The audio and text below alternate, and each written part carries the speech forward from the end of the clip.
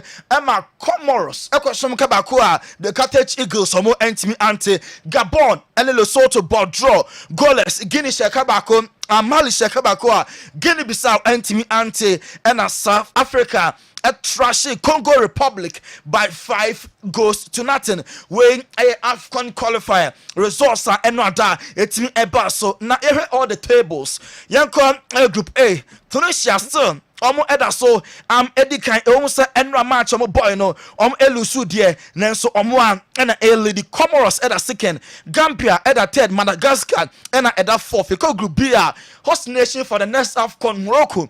Wamo and Edikan na Gabon at second, Central African Republic at third, and Lesotho Echato, Lucy, Egypt Edikan, Cape Verde at second, na Botswana at third, Mauritania at fourth, Group D, Nigeria leading, Benin second, Rwanda third, and Libya at fourth, Group E, Algeria and at first, Equatorial Guinea second, Togo third, and Liberia, Echato also group no, Yekon Group F, Angola, Edikan, 9 points, 3 games from Aboni Ninano, Ashe Nina, and Angola our 9, Sudan our 4, Ghana our 2, and Niger Echatua, Enso our just a point, our Ghanaian group na Yeko Group G.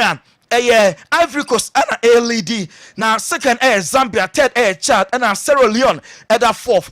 Group H Congo first, Tanzania second, now when Ethiopia third, Guinea Equatorial, Group I, Mali first, Mozambique second, Guinea Bissau third, Eswatini fourth, Group J, Cameroon the first, Zimbabwe second, Kenya third, Namibia fourth, Group K, Uganda, South Africa, Congo, and South Sudan in that order. And last group, A Group L, Burkina Faso first, Senegal second, Burundi the third, and Malawi, Momu Echatwa, way any AFCON resource, any all the league standings. Now Ghana bebo, yani Sudan ebebo Libya neutral grounds. Coach Kwesiapia, ono ana lady Sudan, head coach and no former Black Stars player, Emma Black Stars so twice so a coach Ghana national team say dear Sudan and a coach Ghana. Yeah, ball draw. Yeah, Sudan last Thursday. No, I can't say that for home. And after Tuesday, another gamer. Boston coach James Okatechi Akwesiapia Ekasai. Yeah, yesterday Sudan we played against Ghana. It was a difficult game, but we managed to fight and get a draw. We are now going to play the return leg in Benghazi. It's not going to be easy, but inshallah, we're going to fight and make sure we get a big victory for Sudan. Thank you very much. Allah, Omonim say match no enye so easy, a very very difficult. Sudan versus Ghana, neutral grounds, Libya. Nemom inshallah according to Kwesiapia, and Sudan mom and ebefa the 3 maximum points no. And Nigeria very late. Libya for frustrated Nigeria for that vital points no home. Austin Eguavon, Nigerian interim manager and also the here pano na 3 points and 3 points no mum and na Nigeria for na omo pe ampa omo nya sa points and the most important thing Austin Eguavo. It's a huge relief for me and the boys obviously. 3 points was important to get. We got it. I expected us to score more goals, but for some reason we didn't find the back of the net early enough because of the tactics the Libyans deployed. But overall, we're very happy. 3 points, very important. We still maintain the first position in the log. Congratulations to you all. Congratulations to you all, Austin Eguavon Enono. Also 3 points na nehu here ampa omo etimetre fi afa. Na like Libya for no na omo delay, omo slow game na we da ho. Na very late na Nigeria nyomu go no. Austin Eguavon say tactics na Libya for the buy na onka say omo pake bas name omo defend day in numbers. And na omo tactics no coach Austin Eguavon Oremu Kakra. Was feeling bad. But again, I was also happy that the boys were on top of the game, especially second half. And towards the last 20 minutes of the game, they kept pushing, possessing the ball very well. But mindful of the rear as well, because the Libyans they had a clear strategy the way they wanted to play, to try to get the ball and then go forward as quickly as possible. Both emotions were high. When the goal came, it was a huge relief. I thought we could have scored more, but the tactics that they deployed, I don't want to use the word pack the bus, like many coaches would say, but they defended in numbers in front of their goal. We Nigerian interim manager Austin Eguavon. So far Nigeria, our group no, and a lead. About 3 matches. Was 7 points. Nigeria up Niger. More than money was Stropa. Yanko South Africa. Hugo Bruce, LED South Africa. Emma Bafana. Echi Congo. Eshoma by 5 goals to nothing. Hugo Bruce after the game. Ononso Kasai. A performance like tonight. I think that. It was amazing the way we started the game, the way we played football. And this was something what I always wanted to see from this team, and we did that also in AFCON. But today, and see, the other person who know and no pepe and no boys no yeah. The last AFCON of course, so Cote d'Ivoire, so South Africa. Now more than one was throw pointy and almost 5. The coach ne peno, Sape Pepe and a players no, and so I'm 18 yeah. Now Yanko Senegal finally. Nicholas Jackson of Chelsea, Afedie, was the debut goal at the Ama the Triangle Lions. Na Enwada, Nene Edge Pa, Nicholas Jackson, a shamo 4th goal no, Emma Senegal, I'm winning 4-1, ain't Nicholas Jackson goal no, Yabe Enra, na enye easy, Crom winning by 4 goals to nothing, and running goal no, and our Kessben suggestion number 7 Chelsea, I'm a player no, also no, always, not person say goal, Emma Senegal, Nebo Nanya me, and him say, Emre way, and Emre Pa, hopefully. More na ebetimi aba omo person we am best ema AFCON because so Morocco no Senegal and so etimi qualify na yenko Europe enranda Van Dijk ekonya red card 2 yellow cards ema Netherlands omo a draw ye with Hungary na second yellow card na ema Van Dijk epeke red no South tackle na we our Kessben television so after the game Van Dijk ekasai or say first yellow card no wadwene ho a wonti ase denti na referee man first yellow card second one there akwa for tackle and onya opponent no onya ball no and the stand up them first yellow card there wadwene ho on tiase red card way extra said Netherlands next game a big one omo and the D man shaft omo ebebo na omo any German behia Van Dijk red card into ultimate empo ama coach Ronald Koeman onye happy cry also Van Dijk eno there one clever obia all first yellow na wako for this tackle ball no na enye hu bia na osenka ujano e man the ball e konti enra na coach Ronald Koeman onye happy with Captain Van Dijk decision no take here and I'm so e man pick the second yellow card that a free gamer Hungary and Netherlands a ball draw 1-1 yanko the 3 Lions England aswe ye na saseli castle interim manager omo gidi pass over the money to no so a emfa Gareth Southgate ekwa na nimani na also money obi a obetimi ahwe akire Atlantic Castle e ba ye coach no wa kire se onye obi a obetimi at England akọ the next level e jama start here omo epe another coach yatete Thomas Tuchel former manager at the Emma Chelsea ono ena England, omo national team no, omo guso a, omo no ensu edin common, yentoa so enramu, ewo Luis de la Fuente aso ye, oye coach at the man Spain, and I say, he will players be in their positions, they are the best. Obien wa, obetimi any star players ne a compete. Now players no about Danny Omodin, say Danny Omo position in this world obien wa, obetimi na ball, and you know obe Pedri. Femi Lopez and Bob Gavidin. I say, my goodness, they are the best in the world in their position. Only coach, you know, I and answer only coach, and Alvaro Morata, Spain national team captain. I see, and yet by coincidence, and Spain, European champions, or Olympic champions, and Euro under 21 champions. Our generational players know, dear Panty, and by chance, and by fluke, and Spain. A progress into Euro under 21 champions men national team Euros no energy and Olympic Games of course so Paris soccer and so Spain and a coach gold na Lamine Yamal obesha Spain just number 10 and na Lamine Yamal according to transfer market almost say no and the most expensive Spanish player in history. Value no says here 150 million euros. 150 million euros, the most expensive teenager. I don't know.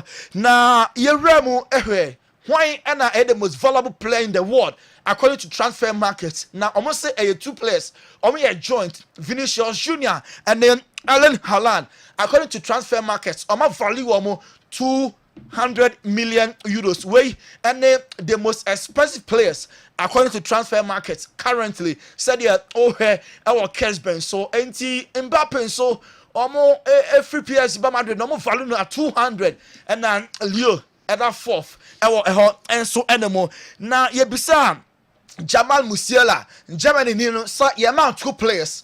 When a yard dear pa, do you no bonidin between Vinicius and Phil Foden? Why in a yard dear? According to Jamal Musiala, so one of the until straight away. A Vini Junior. Oya DP, Phil Foden, and Yebisa Edwin van der Sar, former Man United and the Netherlands. Number one say 2 goalkeepers. So why any idea? Double here and Onana, why pa and a go no Onimichi also no so Ebeko for Andre Onana. According to Van der Sar and no also Onana so idea David here. On the journey and I saw the enya junubeti me message about Emma say Joe enya beja for and so ama aye ho adwuma.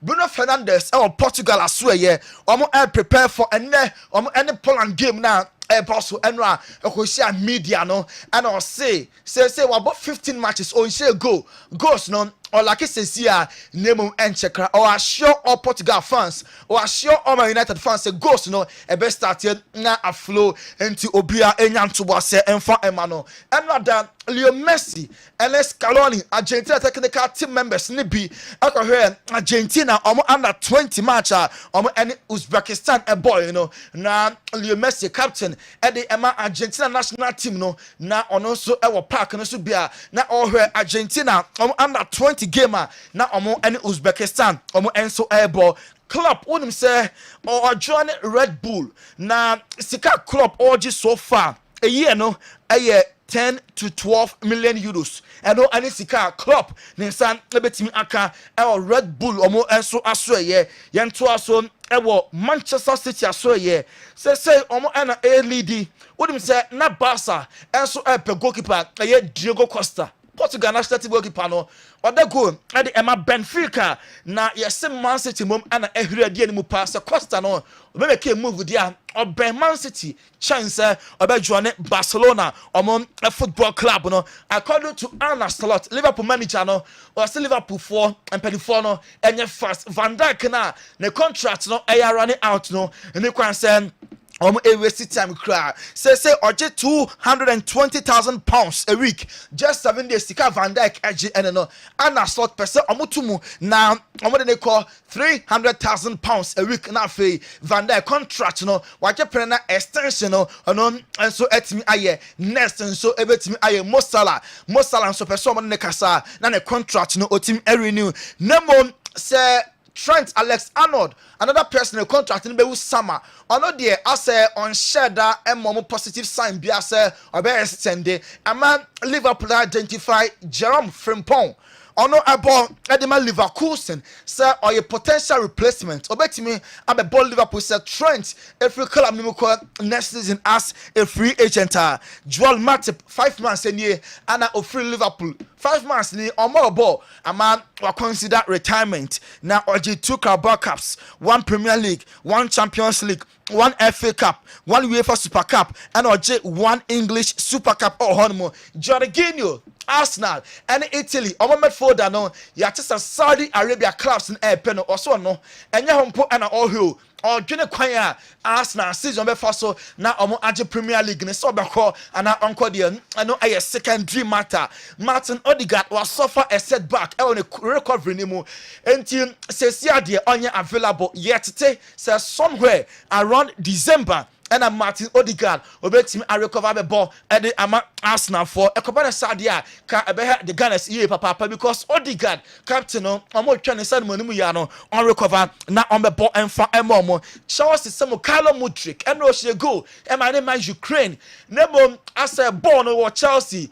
on shada nya bi mo papa enu ti January ya omo be fan club ama Mukalo Mudrik na akọbọ actively na next year waba bobiem e di ama Chelsea omo football club no me be kan say 3 clubs airpen Antoine Semenyo Black Stars yen plan of Bournemouth no na so far me bo Liverpool din and me bo Southampton omo edin Newcastle so me bo mo din na assistance na Bournemouth any club omo ekita power no omo striker I don't know na Newcastle mom ana leading race ni say Semenyo be ko ba bia assistance now there Newcastle for no ahwi edi ani mu pa Benny McCarthy say you United fan tobo na Marcus Rashford goes no emba name Rashford every single minute of Ferno na on the din komo on say Benny McCarthy na oye former strikers coach at United under him no na goals ni flow pa na say goals ni article Benny McCarthy say still another so any Rashford ekasa on phone to goals ni enche and so ebeba Darren Bent say the only department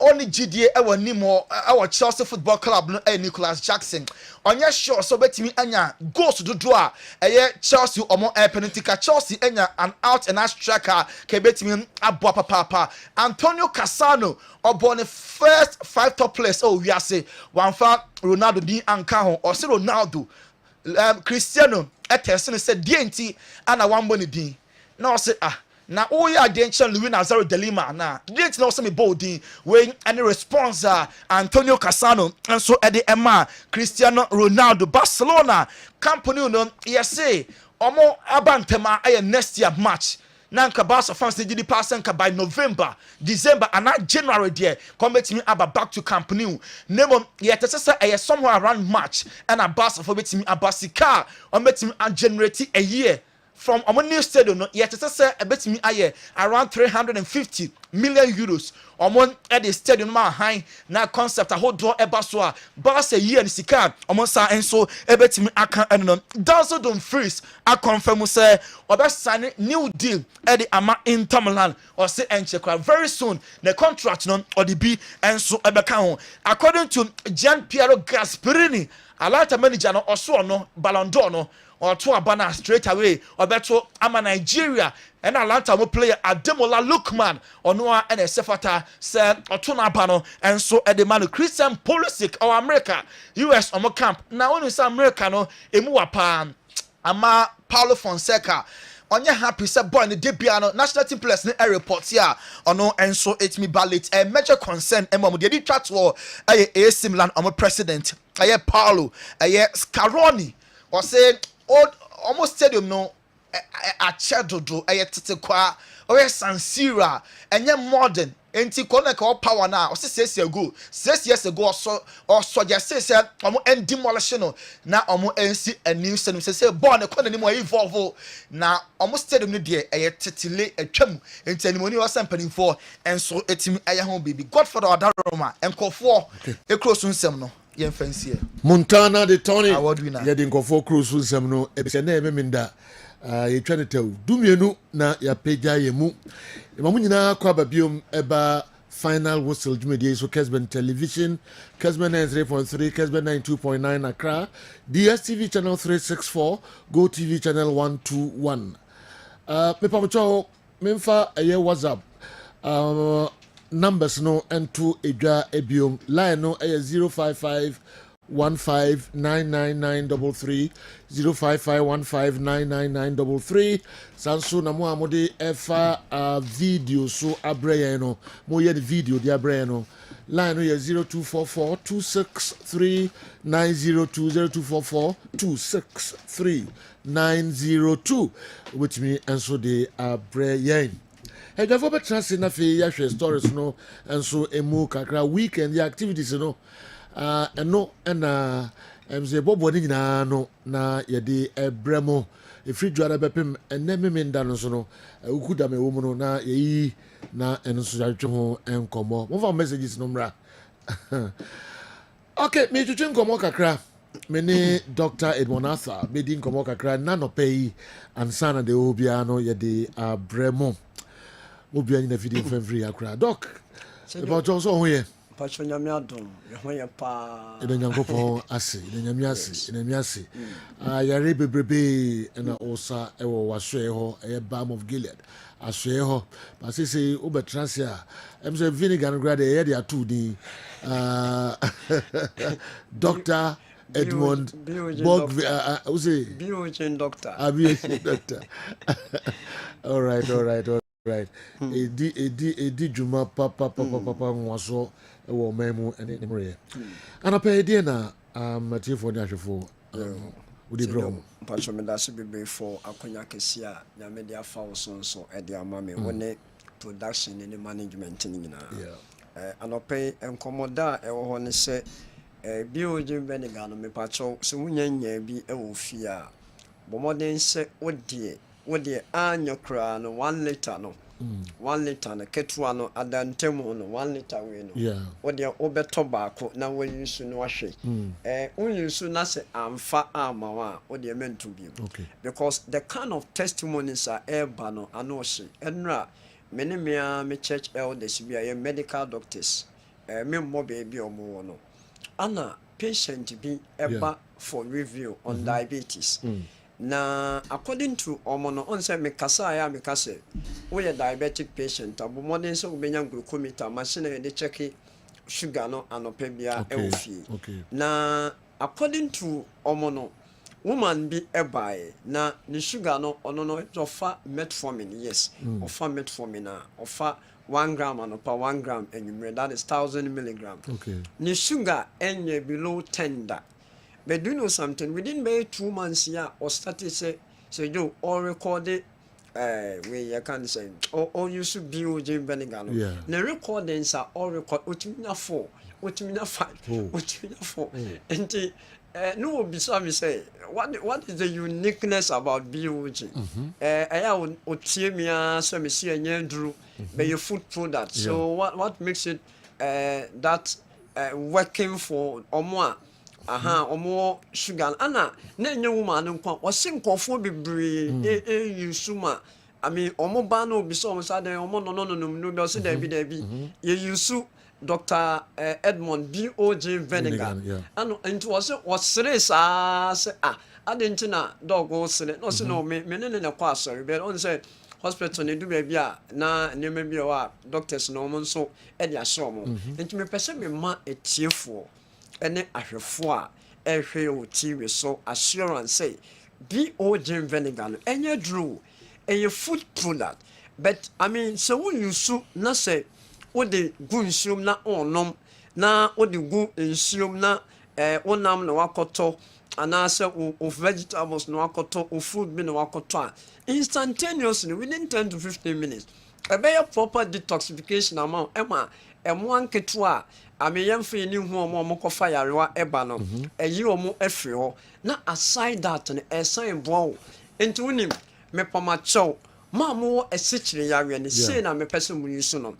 Where do you be a woman when beer a starch, a carbohydrate, say your cocoa, say your oat, say your body and PC, say your benku, a mutuo, esi dano suna enhu ye no mo vinegar ni tini be me ensa na enum depending on the aduane no do no egum aduane ne mben no start na ekoda ne esichiri no wadi kan kwa te so abonten ansa na aduane no wadi ana what sunsu wi a ye be portion size control bomodin say emu na obedi pa ne maximum obedi kwanta mienu be mono crampo no preferably nka me pese mo be no akwankwan mo na brown rice na se asante mo no o pese wo no polish rice foreign ones na de ba but modern say offer no 30% na nko wa for wheat ya wa ma wheat ni mo ma doso oh na wa no be no so etija no so no wa ye ne sa na wo nsio bia wo no bia no me pa cho fagum na ma wa no pa aduane ne wa wi aduane ne mo munya anuane a emu odu acha no num ne wadidi awie edu anwumre 7-8 akwa sorry aba e komede wa no mo nkwan da say yo wotimi yese pa etiefo na hwefo a mo tie me ka no kwe pa kire mo se moko review e de mo ko kire doctors ne will be so proud and so happy I saw what kire akorade say yo na wakwa ye exams no wenya distinction eba sa wo teacher ni no one sua de ni bio be what chire na de enti you become so proud patient etimi ba review omodo omo ho abekire me no me hu say omo ne ma bebe bafo a sometimes edro bi mpo a o say o chiro ma no eto no o say oh me pa cho fa because abeye enmonyam say wa ya de ma ato akoma so eba sa nipa na so timi di adanse pa emo bi nso timi ye den eba enti ebe hwere mo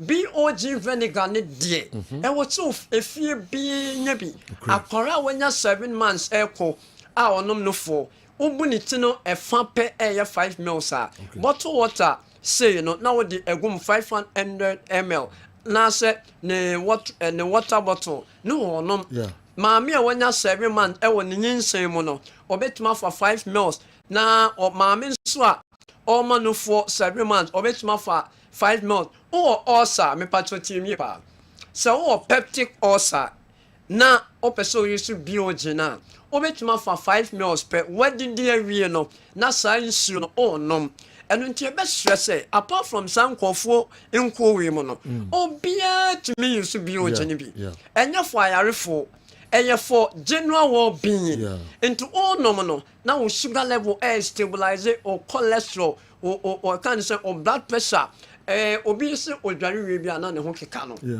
but or started say o use no woman be free UK e buy vinegar ntina o buy so yo according to one when ya kotreko for years enko specialist be no ho no but when him oye no say no my men tried so yo within 3 days anu no enti say woman dey o say your documentary your person ye for TV radio documentary why ready say obeyamaye obeyamaye aketu a when you 2 years as a joe o ma ya onantida o ma ye de also mo yibia unim ma me started so the BOG vinegar no egun si o ma mano no say joe wanante enti ya gather those information in now for documentary bia ye ba beye and enti me share mo say BOG vinegar no only efie bia enti ne say abusua ne de motor gallon na near the 500 ml na ketwa no asa aka ho de amamo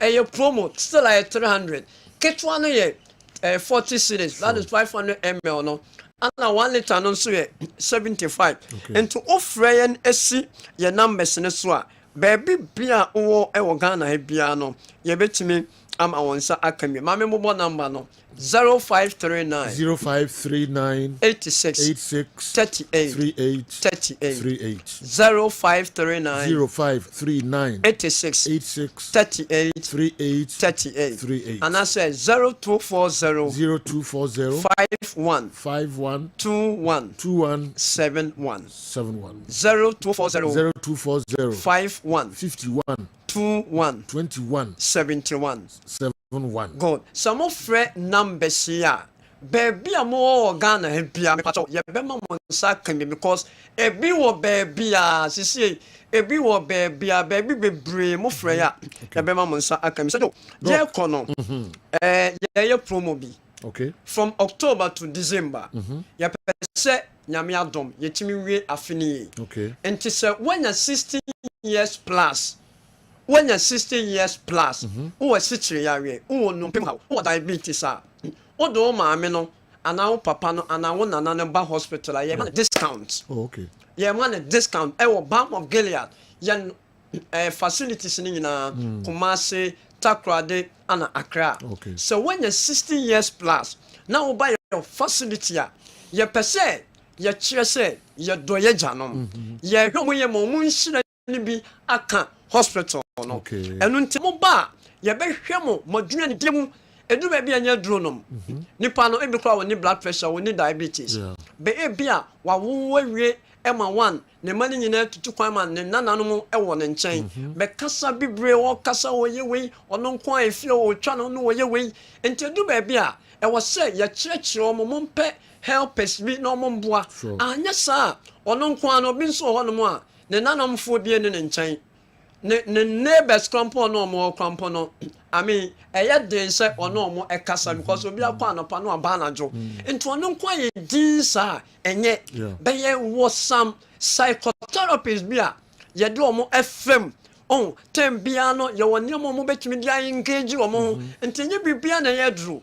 ntime srew o tie me o hweme na wo maame o papa wo nana wanya 60 plus me pacho kumase o the carbon MTN for no echiwo oba takrade a ye wo anaji ye to anaji choice mart no eso ana oba akra nso a West Legon ene ye wo eno nti so wanya 60 years plus me pacho bra ana ye review patient o ma ya hwe o mo nso a o mo so ankofo eba ye pamacho wanya be 3 months bia na 2 months bia bomade so beba be flash flash be flash no oba ye koswa cancel etwe gina ne ye setua so na ye no so on e basa enkoba sadako wa na bibia san kan ho tumo nyina so moba ye ma mo discount ana sejo me koi the last thing I make say obi o peptic course peptic course when na yemu kro say ye gastric say ye duodenal say ye esophageal na o pese 1 week o clefriwa enye be asa balm of Gilead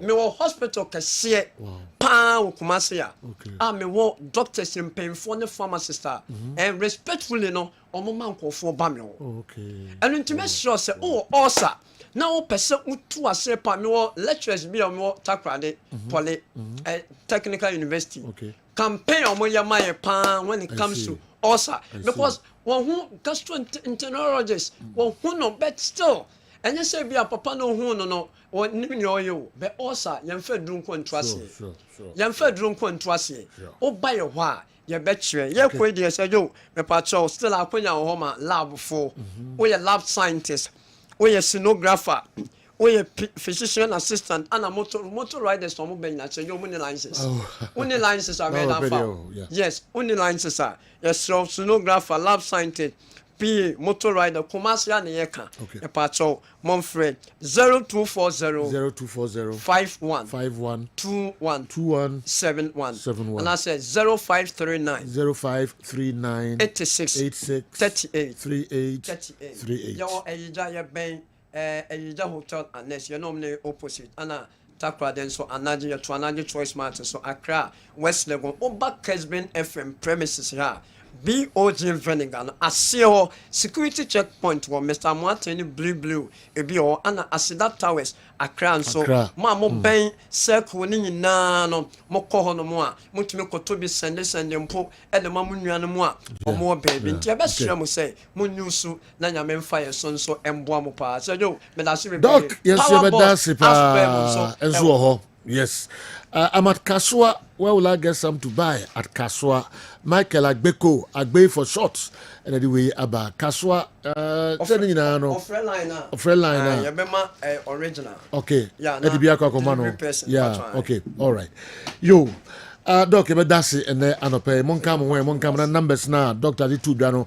Monfre na. I say here, Kessben premises here. Okay, security post to Ubenya bi and so at home. All right. You better also the mama mo the messages bebre and so aba sanso and Tony Montana all the foreign news bebre and so aba you be yim krankra na fi ya church adwen and so krankra e de afa home. All right. Me share the din kan aba me okay. Andy say yeah. Okay.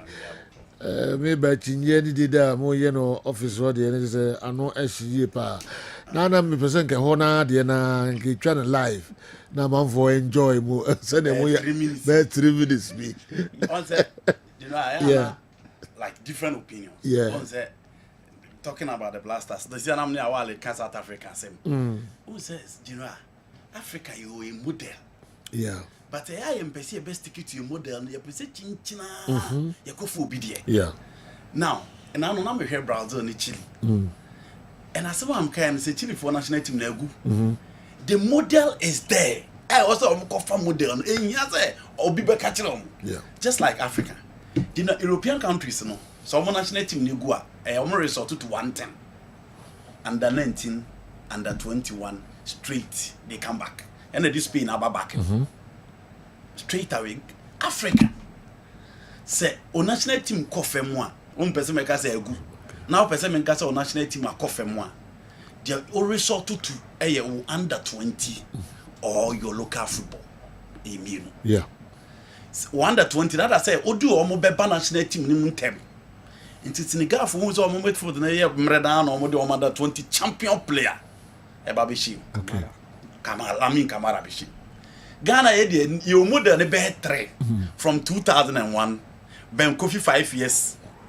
And a Diababi. Into your drew reality check. Yeah, dear, under 20 ninja. You local football ninja. It is all the countries or my really in recent times, they resort to two things. Zambia team no be a follow under 20 baby to how they came up. But in 2007, Canada. Our down for George Lamboni, our George Landamina, you know, Papa no Casa Kotoka. He was the coach of the Zambian under 20 with Imano Mayuka and the Stopula Sunzu. In the time on what Afcon, no mummy ruginem.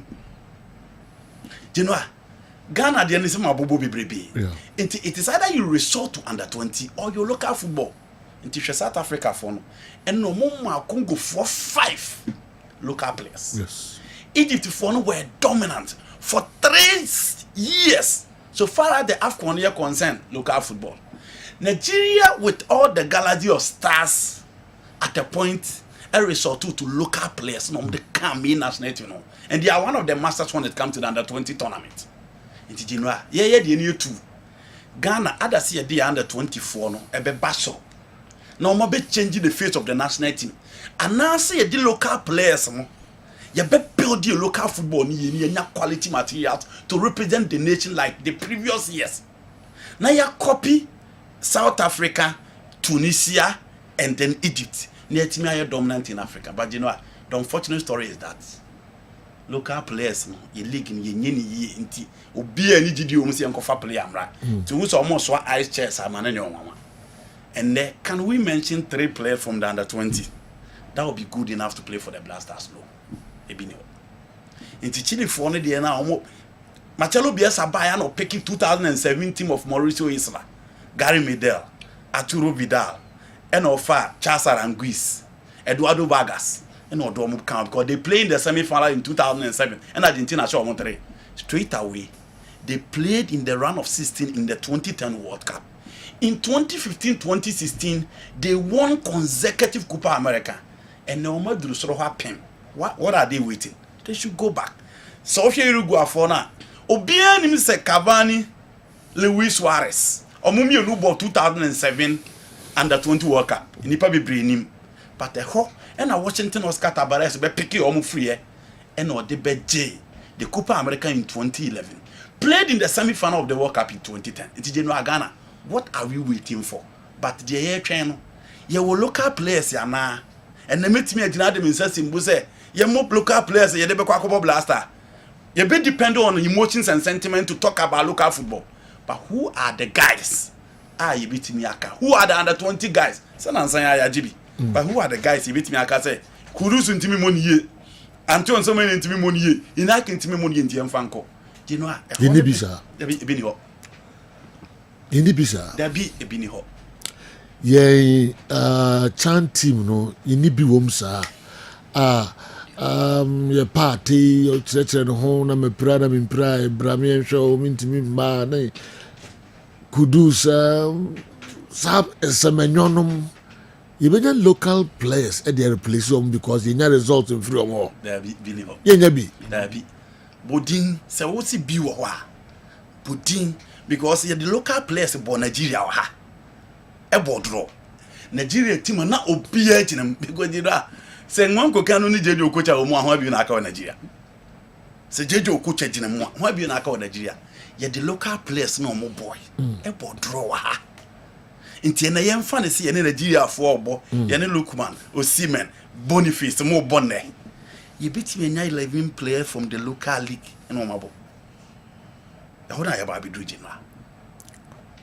The other time I was selecting best 11. I don't know, say best 11 now year now. But now three players on meet my call heart of folk, on meet me as I have a book, Kumasi as I'm taking. We call here master class. Says if my chance, say Ghana, select will chant team. Let me find Kessben. You know, me Oh, Ubebre. Yes. No, it didn't. The mabo, some me body, no. Me bobo. Yes, we born. I mean, shadi. Goalkeeper, I'll be fine. I'll go for Felice. Felicity. And I don't man can say. I was all open so one. Yet none come in senka ka Kofi Ba of Samatex. I'll go for Felice. Okay. Felicity of Mediama. My reason is simple. I agree Samatex I had here. But look at the heights. After Felice, I'm even going for the dreams goalkeeper. Okay. Look at the height, you know. Wow. To play to the level of Ali. You know, and the medium Ali game was Felice. You know, it was Felice. It you know, you say squad na ye bobono. Ye the way mun e Felice. Laterals near him for. Laterals. I'll go in for the right back Kamadi. I see. All right. You know. Now left. Left back. Let me consider. You know, let me pick Patrick Asid. Left. Yes. Wow. Centre backs in there. Centre backs. Mamisha Zakaria Fusini of Chelsea. And probably Razak Abro. Wow. Yes. I see. Midfield. Justice Blay will be my holder. Justice Blay don't tell me Casacra. No, you know, who say Justice Blay? The entire maintain of Hokasan say the national team requires a certain level of maturity. Say you, Saha's team now ye medite high can one say or money JJ coach Abubuen. Their level of maturity was immense. Pick them one by one. Now you Rossi say encourage Molam Tinkobo Blaster. Forget about the technical quality as a player, but this is a player who has spent 10 years in the Ghana Premier League. You know, having a level of maturity. Until in the ball now, Onim Boni frame. 1, he has exposure. 2, he has quality. 3, he has experience. Until our teammate in so of last time. Until Majid Ashimero is the teammate of Richmond Lamte. Oh, Wafa. Until general. To be considered in the Blasters, you need a certain level of maturity. And yet the emotional aspect of Obianko Bobino. Because you know,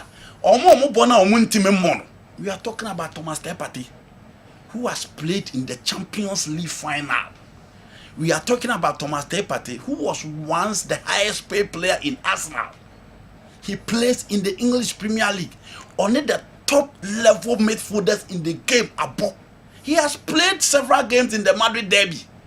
Or above with Barcelona. You know, that is the kind of midfielder we are talking about. Or above with Koke, or above with Gabi Fernandez, or above with Saul Niguez, or above with Javi, or above with Iniesta, or above with Busquets, or above with Luka Modric, or above with Casemiro, or above with Toni Kroos. We're born with Cristiano Ronaldo. Who else? You know, that is the player who is struggling to make a meaningful impact in our midfield. Eti enya obi kobobi na wanya form yem fanen kobo.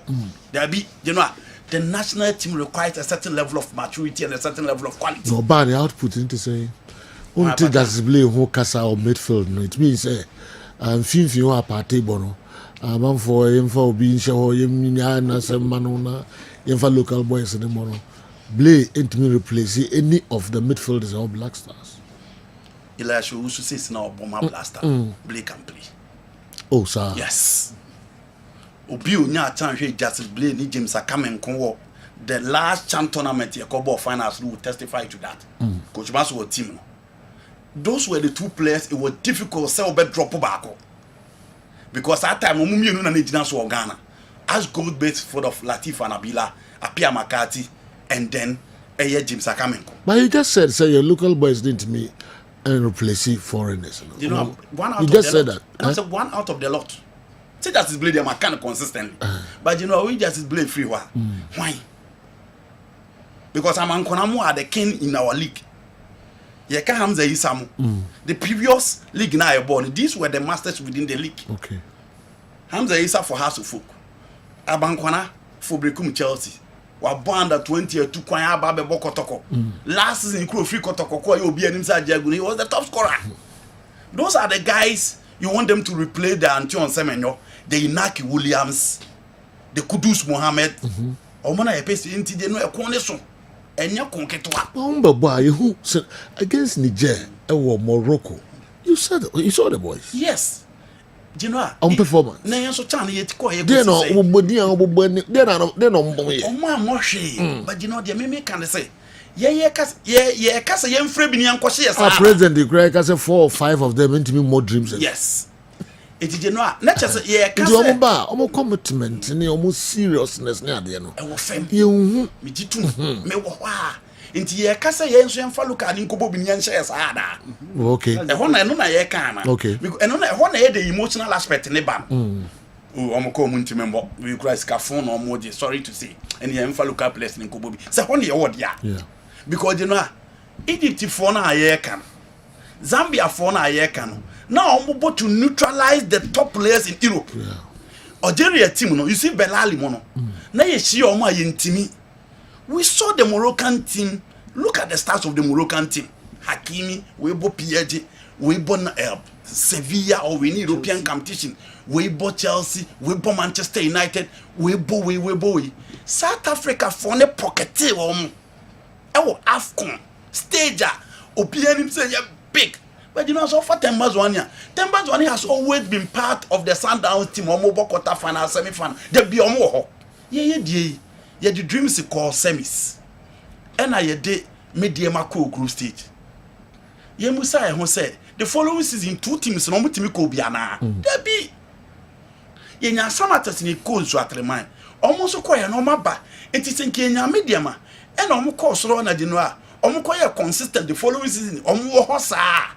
Those players can be considered. When Kotoko was consistent in Africa under Herbert Mensah.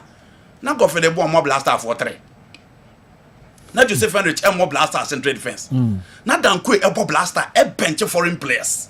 William Thiero was good enough to start in the blasters because Kotoko was consistent in Africa. But what is the recent situation? You know, so Okobobo Cairo International Stadium. Okobobo FMB. Now so obi te ha ebo Kumasi Sports Stadium or Bob or Sadifo Ajimambedu or Bob Babiani Go Stars Park you know enye pew. Football platform ne level ni exposure so dina Air Arabi Stadium obo na obi dina enchen ha ebo a 5,000 capacity stadium obo they are not the same. Mohammed the Fifth obi dina Mohammed the Fifth obo na obo FMB na dey know how say o dey what build the stadium bi obo nim 5,000 capacity epe they are not the same. If you are time your teams near consistent, I'm using the word consistent. In Africa, na see do more bar. Imagine say you know Felix Cheko Africa or Kobo Ali. And the next is media masa koye. No Kobo TP Mazembe. Or Kobo Kaiser Chiefs. Or Kobo Orlando Paris. And ka atizigi ye besa hadwene ho sa atizigi sa medina ipo. That be. And can also so atizigi so. Ba omko ye, omuntimi nko bio. You are not too sure in Swatema will qualify African next season. You are not too sure Samatex will qualify for African next season. But a Bibia Ali Woho, a Bibia Zamalek Ho, a Bibia TP Mazembe Ho, a Bibia Wak of Morocco Ho, a Bibia CS Beludado Ho. Until when you are picking players from that group to assemble them for your national team, ombre, by a situation, no. Local players, no. But do they have the quality? Do they have the experience? Do they have the exposure? We don't remember. Why are you in right back now? Kamaldin. Kamaldin. Yeah. Now Kamaldin, okay. So I need to say to me more crano. Direct Lantimai. Direct Lantimai. Kamaldin, no crano. Yeah. At least give us sacra, say. You Felicity, no crano. And it will be able to be replaced Inaki Williams, Black Stars, local boys. No. Strikers never. No, mommy Inaki Williams. Dear pa no bear Black Stars. Strikers no can Mizaga free. Okay, man, Kona Forwest. I'm the Isa. Yeah. The Inswatre, my guy. That is the guy from Inswatre. Okay. And then you are talking about forgetting the summer test. Oh, Father, I'm on go. That will be Unru baby. Unru baby boys now can. David. Oh, sir. David. Only have been over. Kotoko Abetamo. Yes. You know, about 17 matches. Now we share 5 goals. Now 1 match and about hat trick. It just no mention players in Bium strikers no more system no. Local. Meka Hamza Isa. Meka Steven Amankona. Me I'm talking about Fusini of Inswatreman. Okay. Oh no, this is Abet Amo's second season in the Ghana Premier League. From Kwaibi Brim. This is his second season in the Ghana Premier League. I'm talking about players are consistently on my figures. On my show experience in the Ghana Premier League. Onuru Omo. I see. It is our players ni bia ntimi replace Inaki Williams. Be the Kasaketo Inaki performance on the man Black Stars no. Yes. You know, if someone is a local boys no men we no baby how. There's an argument say omo ntimi mo enfa local boys no more no. And it's a guy. You know, I remember. Okay. You know, yeah. Can say yeah. Your local boys now is inform Monkobo. They require a certain Inaki Williams. Ghana league baby I saw call the captain be man. Baby obi ko bi na require matchum. Inaki is good enough to start for Ali Sundowns, Kaizer Chiefs into the cry. Me kind of performance of Black Stars. And I make say the performance le of them. You know say Pate the of them. Pate wa Black Stars for not less than 8 years old. Them of them ti you know everything I can say Pate. Look at the package that we are talking about. Atizigi has been in the Black Stars since 2016. How many years now? You are talking about almost 8 years. But the performance of him. You'll be quick to say, oh, Yamfu Bianco Debbie. But you know, it easy. Fatah Muhammad. Okay. Tam had a couple right back now. Stadium Nesson. Fatah Muhammad, no, Bob, he was the captain of House of Folk. You know, in any Pakistan, you can say no. Fatah was part of the Masokwandu team. Oh, yeah, Wabo chanting, Wabo local blaster, captain of House of Folk. Stadium will be anyhow. You know. Okay, Mamiko Franco Naro Jose Nafi Yenje also take on this. Can we say we've caught up with the reality check? So we should lower our expectations for the Black Stars as far as the Black Stars is concerned. Okay, if yes, we are the solutions to bring the Black Stars back to its glory days. Nana say ventures don't call nothing. About 98% of our current Black Stars players are not conversant with the Ghana style of play. The over-reliance on foreign players is too much. Under 17 and 20 is virtually dead. Emmanuel Ajimambadu on Boss FM 937. Wow. Naro. You know, I was beside the my position on the local players, you know, and society. Na me da switch na say omo convincing me say omo betumi aye bibi e Black Stars into see a solution to your bad performance me ni say ene say e be hwe local players so omo ko replace your omo no is the solution. Yeah, general pa ye mon content ko yechi na ye mi say ho say when was the last time a player over Ghana League a make impact in our senior national team? Yeah. Even when our local league was far better than it is now. When was the last time? Okay. Even if you take it to 2006 Nations Cup, African Cup of Nations in Egypt. Yes, means be a honey share that day a good number. In recent times, you talk about Habib Mohammed then playing for King Faisal as a left back.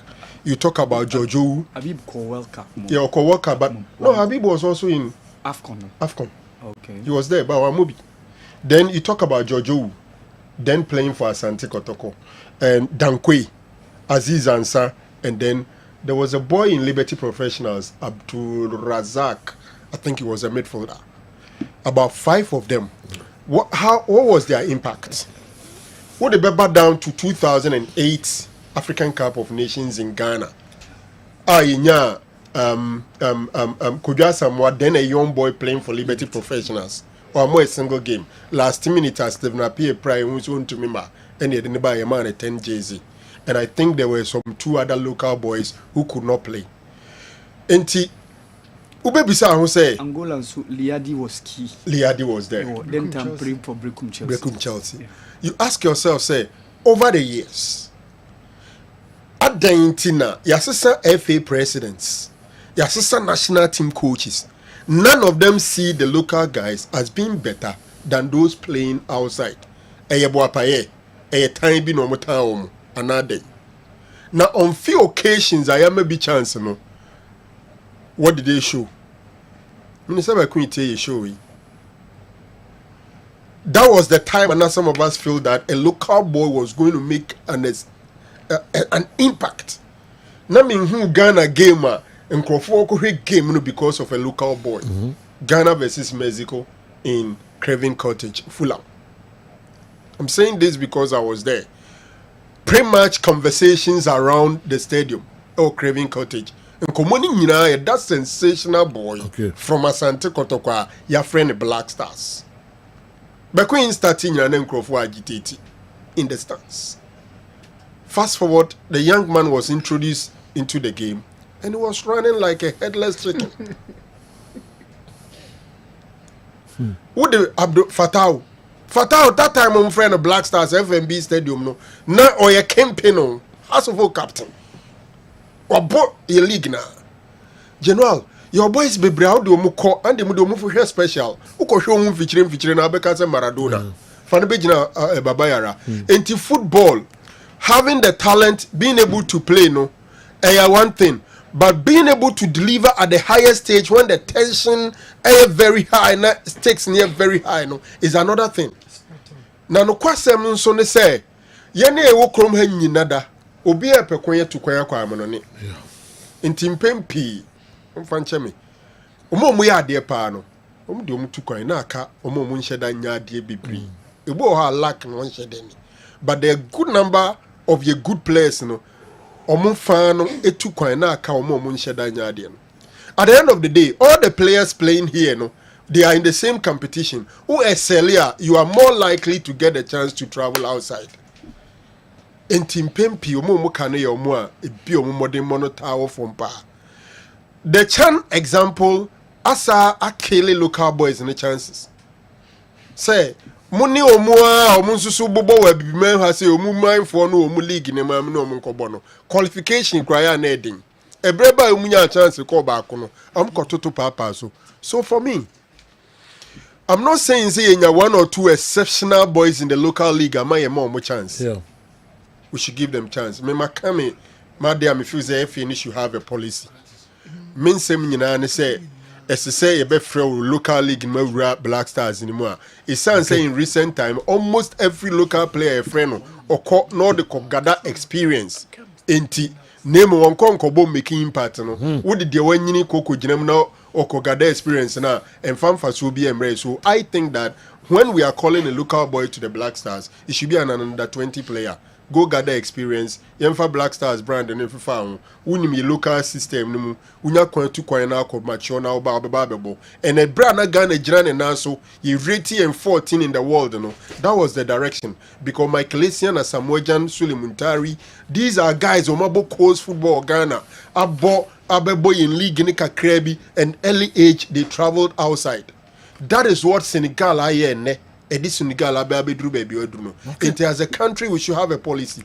But then when you make general football near me the playing body and the technical team and the cabo may win. So we playing body net din so ubetima system national team and tisa club footballer ubetima ko baby akwa to be the nababeshi team who a set of players on your playing body but national team no bench ni there utimi ko fa Bruni or space crowd neba. So I think that baby I see a strengthening pan a technical team no. Okay. Who is our head coach? Who is the assistant? Who is the goalkeeper's trainer? Who is the video analyst? Who is the scout? Who is the set piece expert? These are the areas I say you break. Na ye relationship ne matrama kwa nsem ni film near pe accomplish ya more technical team papa an expensive very good technical team and peja yenko jina baby coach a wo hwe na nim say your team say hey me coach ni kra me or me national team and me club level no at least they all kire me ni kire say one no wo so.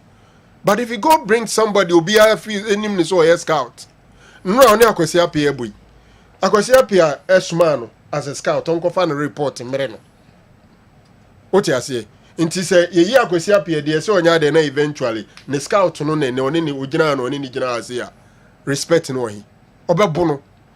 Okay. And me feel say we should strengthen the technical team. You more can strengthen your technical team. Players in there, they were new general. Your main chances, coaches better 10 chances are about 80% of these boys will be called. All right. And your local boys are simply The B. Okay. Problem they will local boys. No, share Ghana Premier League, trapping, passing, control, basics. Hey, issue. Let's be very frank. Let's not get emotional. Yes, back be duam. Baku no duam no nya boni dia. No ahwe omo board Black Stars no obisa ho say. One no de toto ho ete sen. Elisha Usumu ne we ma ye come asem no. Omura any GPL team ombebo captain Zamband. When baby obewura captain Zamband. When or the sense Samuel Nkuma wie if we say we are football we any ade no. Oba bench has for captain. Nanu Yajima Bedunya Buffoni in Sema, Nanko Olympics. In a game against Kotoko, he was about the best player in the midfield. Emmanuel Ajima Bedua, we be Biakra. So the Mutaribe, you see, Awako, Aquanin Nam Congo, Mudene, we Yenzoba, a Feda Wakunaba, Chan captain. Macau has no money bonum to Banum Banum former, almost any Augustine Okakobasa, Obano Sabetum, no Sasha. Look at John Entry. Yes. Opian is worry. Yes. Anti General, solution at the braca, no disrespect to the local boys. Okay. Solution I peno, and yo, that is not where we should look up to for the solution. Solution I from Momo end, it should be a long-term planning that will make our league rich. A long-term planning that will make our league competitive. Not that the league ni peje do that level now. I feel the near. Okay. But see the honor the yama why mre.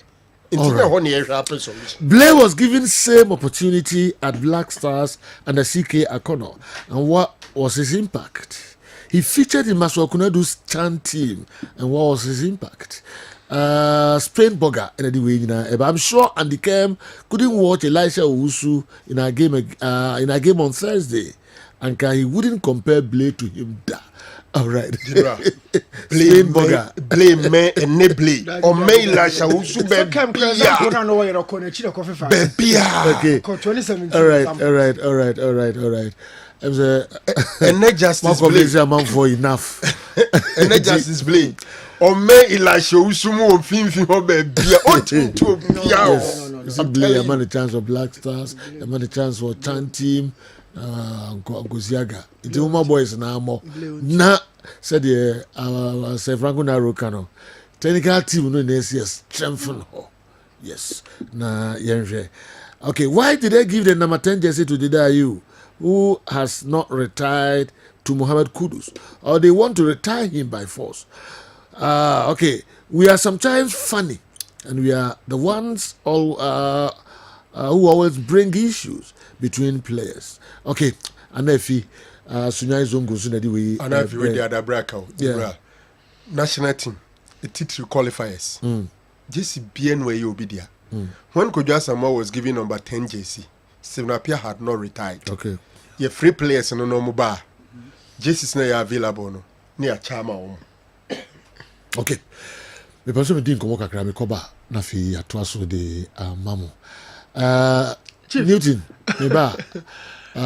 Sir Franco is seven. Come more stamp for come the basis to see. Then some no casa. Okay. More stamp cram ha. A authoritative stamp. Now maybe the your opinionated stamp. Come this is Sir Franco the say co. You change technical team no. Now Saka some bibia now can in terms so. Or say national team football no yen konko top player and fanema. And there's a player who wasting the time when Brandon na who wasting no back across so hunu a obe focus on the club football no agenisika papa. It is a yakopon ye wadom. Na obenya a squad be certain era be no mu pie said the pie ya. Pe coach papa nefa omotion nsa. Na mimi busa say South Africa squad pa Hugo Bruce e de ba na anu no. For mu gina ho kontonkro. Na fe de gina ho kontonkro. Why no quality? Okay. But enna ya na kanu. The coach look Sudan no worst game no ball has no wa follow Sudan you nim that is their worst game mini coach edi nkomo ra that is their worst game o ma nyom game no I said o pe yet they took a draw me yen change coach ni tentem de you be waste boys we say time na generation bia ni ho e wa kire ba wo afa na Aziz mu no David Odrom no ya send wo mako benasom wa mo afa de do mako o mo ne be follow Isahakum ni e waste o time no nti ye tira na Isahakum nya 30 Kudus 35 pate de okọ na enkura na kama de ali dumu nyina tare kama betwam ko na coach ya waste o time ye nya changes ne 10 coach kwasi apia kra ye ho apopo the only bibini or they are qualified to a World Cup ye ho apopo ye inadi no to ne struggle. We should be confident as a nation. Egypt there performance in your crowd on return back. Egypt no Cape Verde will play by Mozambique will play by your last half corner money share come no ma sign group stage 1 year sabe fee ye west boys we say time na local boys in the me microphone no mo da bia me do mo nkomo say Franco say your talent and your what you betumi the talent no yes to adwuma and then your friend platform no and then your friend platform no those few players I am on the chance no platform no bar do they deliver to me there say Franco say no ma sample ni na so all right and the local league do matches ni be the brutal weekend way wow media ma be chem a match okay. Africa for no me no DC ani okay since we trade mathematics okay o me no be ba soro ha e jina match we so I see nations e host bi very go stars e wa brankese all right Brekum Chelsea and Accra Lions matches no anu de ne pa weekend na kotokoso na akoka mu o be na akoya outstanding game ni afro soro haja no yeah the number of messages ni calls aminya the FSR 2 players no yenkomra enokre say ye hwe omo ye hu omo e wo Kumasi Asante Kotoko camp Sudan for no Emien Abdulrahman Hassan Balbagi okay and a smart no Abdulrahman Abdul Karim and a smart Hassan Balbagi was today. Didn't be akabo but the Indians Abdulrahman and a smart omino adwane. Akon wo krom ho Sudan. Omo adwane. Akon wo krom. So no mo krom akon bi ania. So mo adwane free Sudan. Omo free Sudan akwa wa Ghana na mo bombolo ah. The na akase akon Sudan di adwane. But they're serious, very serious. And go as simple embarrassment kasepa no de abre omo ankasa hone club no Asante Kotoko and Ghana. Serious. Na me de effect e benya wo others so na have any subsequent campaigns. Yes, na me can Ghana for as I could be more. And na me can say effect e benya wo others so no. Yes. And the hammer draper. Wako US wadwane. Wo aso ko Germany na yato embassy wo de yato say. Uko ufa mo ni nkofo kwa mo dwane. It affect you. Mo dwane. Enra na me. So ma sell bia chance. Yeah, kwa bani aba behwe. Ha dwen pa serious. Ha dwen. Flex e dey any tools and go mo nyo bedwane no mo na se camp o manko. But we don't do Kotoko mai mum. Such no beba. Kotoko mai. Dem betem so ma badia e na wetin aka de general. Now he be nya sa time boys no call ne ho say on fa passport no ma mo. No go se sika no. Di wa bibia o care to him say o ko ji o mu bukuro. Di go fo mu nyo medwane. Omanji bukuru. Dabi. So they want 3 months. The party say and bian kazen go free. Go ko ni na bibia betimasi. Ido mu no ba say ba be so mu no so on marabe ngo no mo kan. Do mu jẹ oni no mo plan o. Oh, serious. You ever been serious but a very serious and more Kumasi Asante Kotoko ko bia so mo kan to bia kro metu. I'm telling you, America, Hong Kong. Chances be a bum of Kotoko, is America, and other places. We bet many effect for us. But you opinion that player beyond your need. Kotoko, Germany. Okay. Yeah, that player was a BBB champion. Yes. Johnny Champon, a Sudanese was Germany. Na America 7 years ago. Narrow.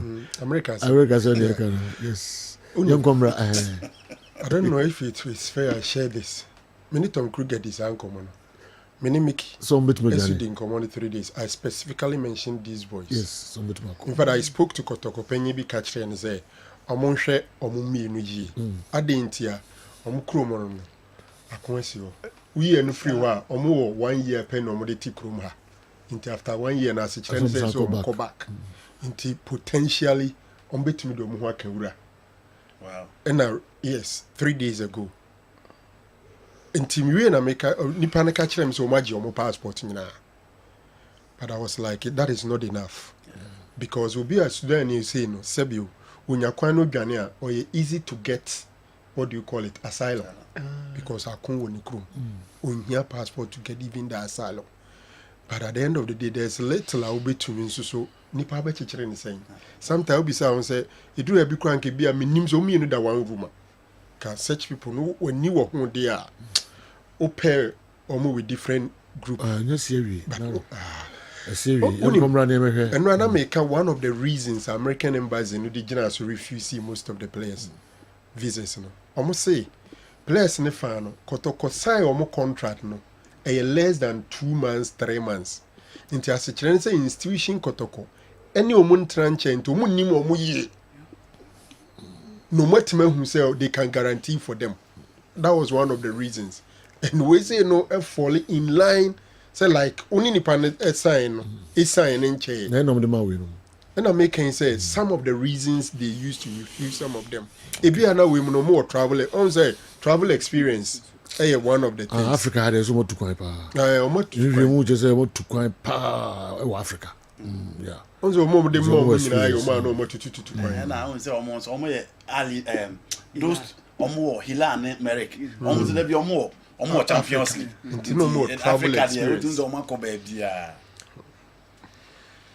Okay, 7 players from Ethiopian clubs, Ethiopian Cafe and St. George's.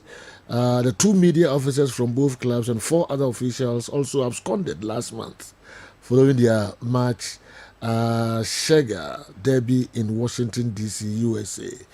And you know, but seriously, a hard dream. Oh, say General, yes, who would be able and paying for name Ghana for Ministry of Tourism near do more cook room a potential a good number of them may not come. But them may did. But me dear call last year, why? 14 players or so. They all came back. General, we say how many journalists now call America are retaining? Am I there? I'm retaining. Oh, okay. Alex Watson. Let's still have a do first. Oh, I'm all this one. There be Alex Watson in Bizami. Alex Watson in Bizami say, yet here came. How many journalists in Central for? And I'm sure to call America in the name of sports are Obama back. No, a chirasam no, who say we don't do. And you to say we know. Some me or Kessben. Me say me go America. Aba. My trans am be Macau. And Susan so many who ma Kessben adwuma no. We a players, I'm just to registered players. Of course. To Dino and on the 2 kwan. Of course. At the end of the day, because our contract was Jessica. I say was some for that. Young comrade in Yanwick, I call Banafi. And some messages are more about do no it mark as 55% of the messages. Almost kafa sa same way. I had and a bit trend. And it was a simple na some of them are police, Into here.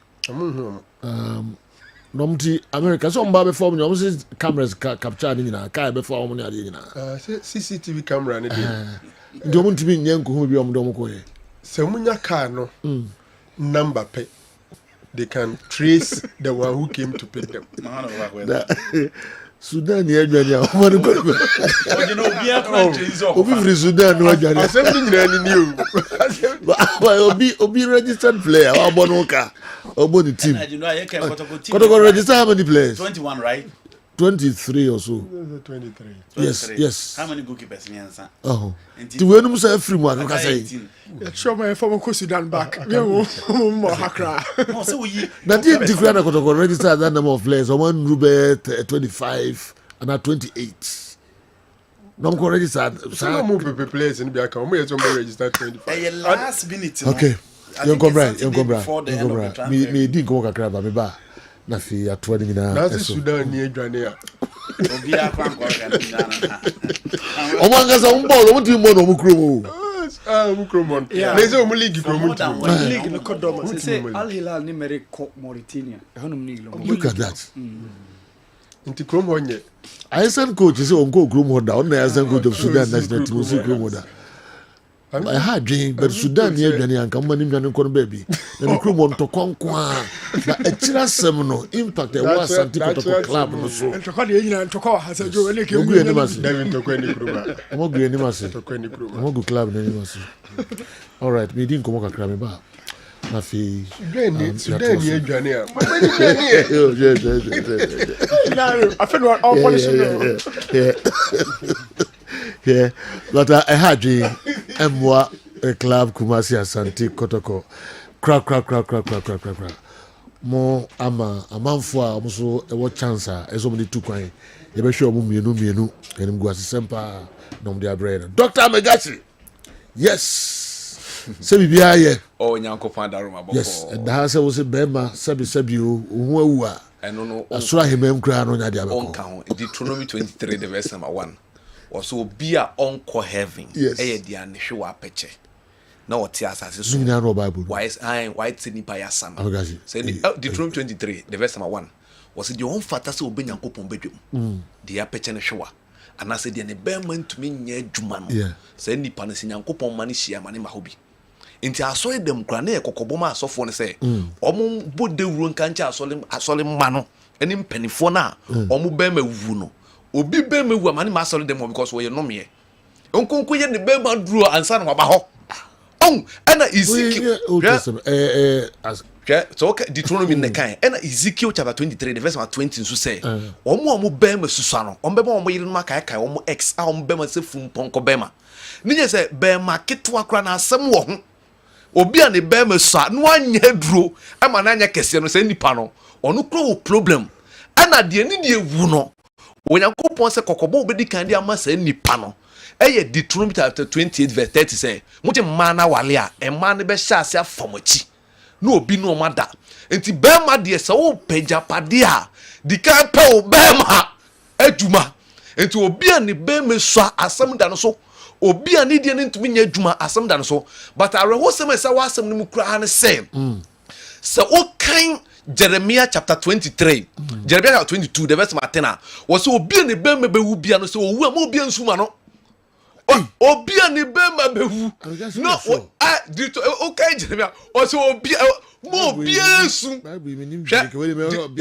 so okay Jeremiah chapter 22 the verse 10 was hwe no obi ansuma de wawu nipa wawu yo tas wu ade na obema wu enti Dr. Magashi de number no na good screen to fa number ne bra obi Jeremiah Nehemia different Jeremiah hwe no obi ansu ama obi a wawu obi baji me bi ma me hwe no obi ansu ama obi a wawu because o kan Jeremiah ho na chapter 16 the verse 4 Nyankopɔn se ma hyere me din owuyare abo bonkrofo ni bi because o ma so odin nipa bi aso odi o Jeremiah ho na Jeremiah okay eno ani Jeremiah no o kan Jeremiah 16 the verse number 4 na wo se nkofo bi o ho no owuyare abo bomo ana o ti asene se obema wu abra obe ye obema ho akonta wani nkoso ekro obe ho akonta Dr. Magashi ye okumasi maasi makro fa makro jom kwa na ka se okopro o se hwe mo bia nsuma owufo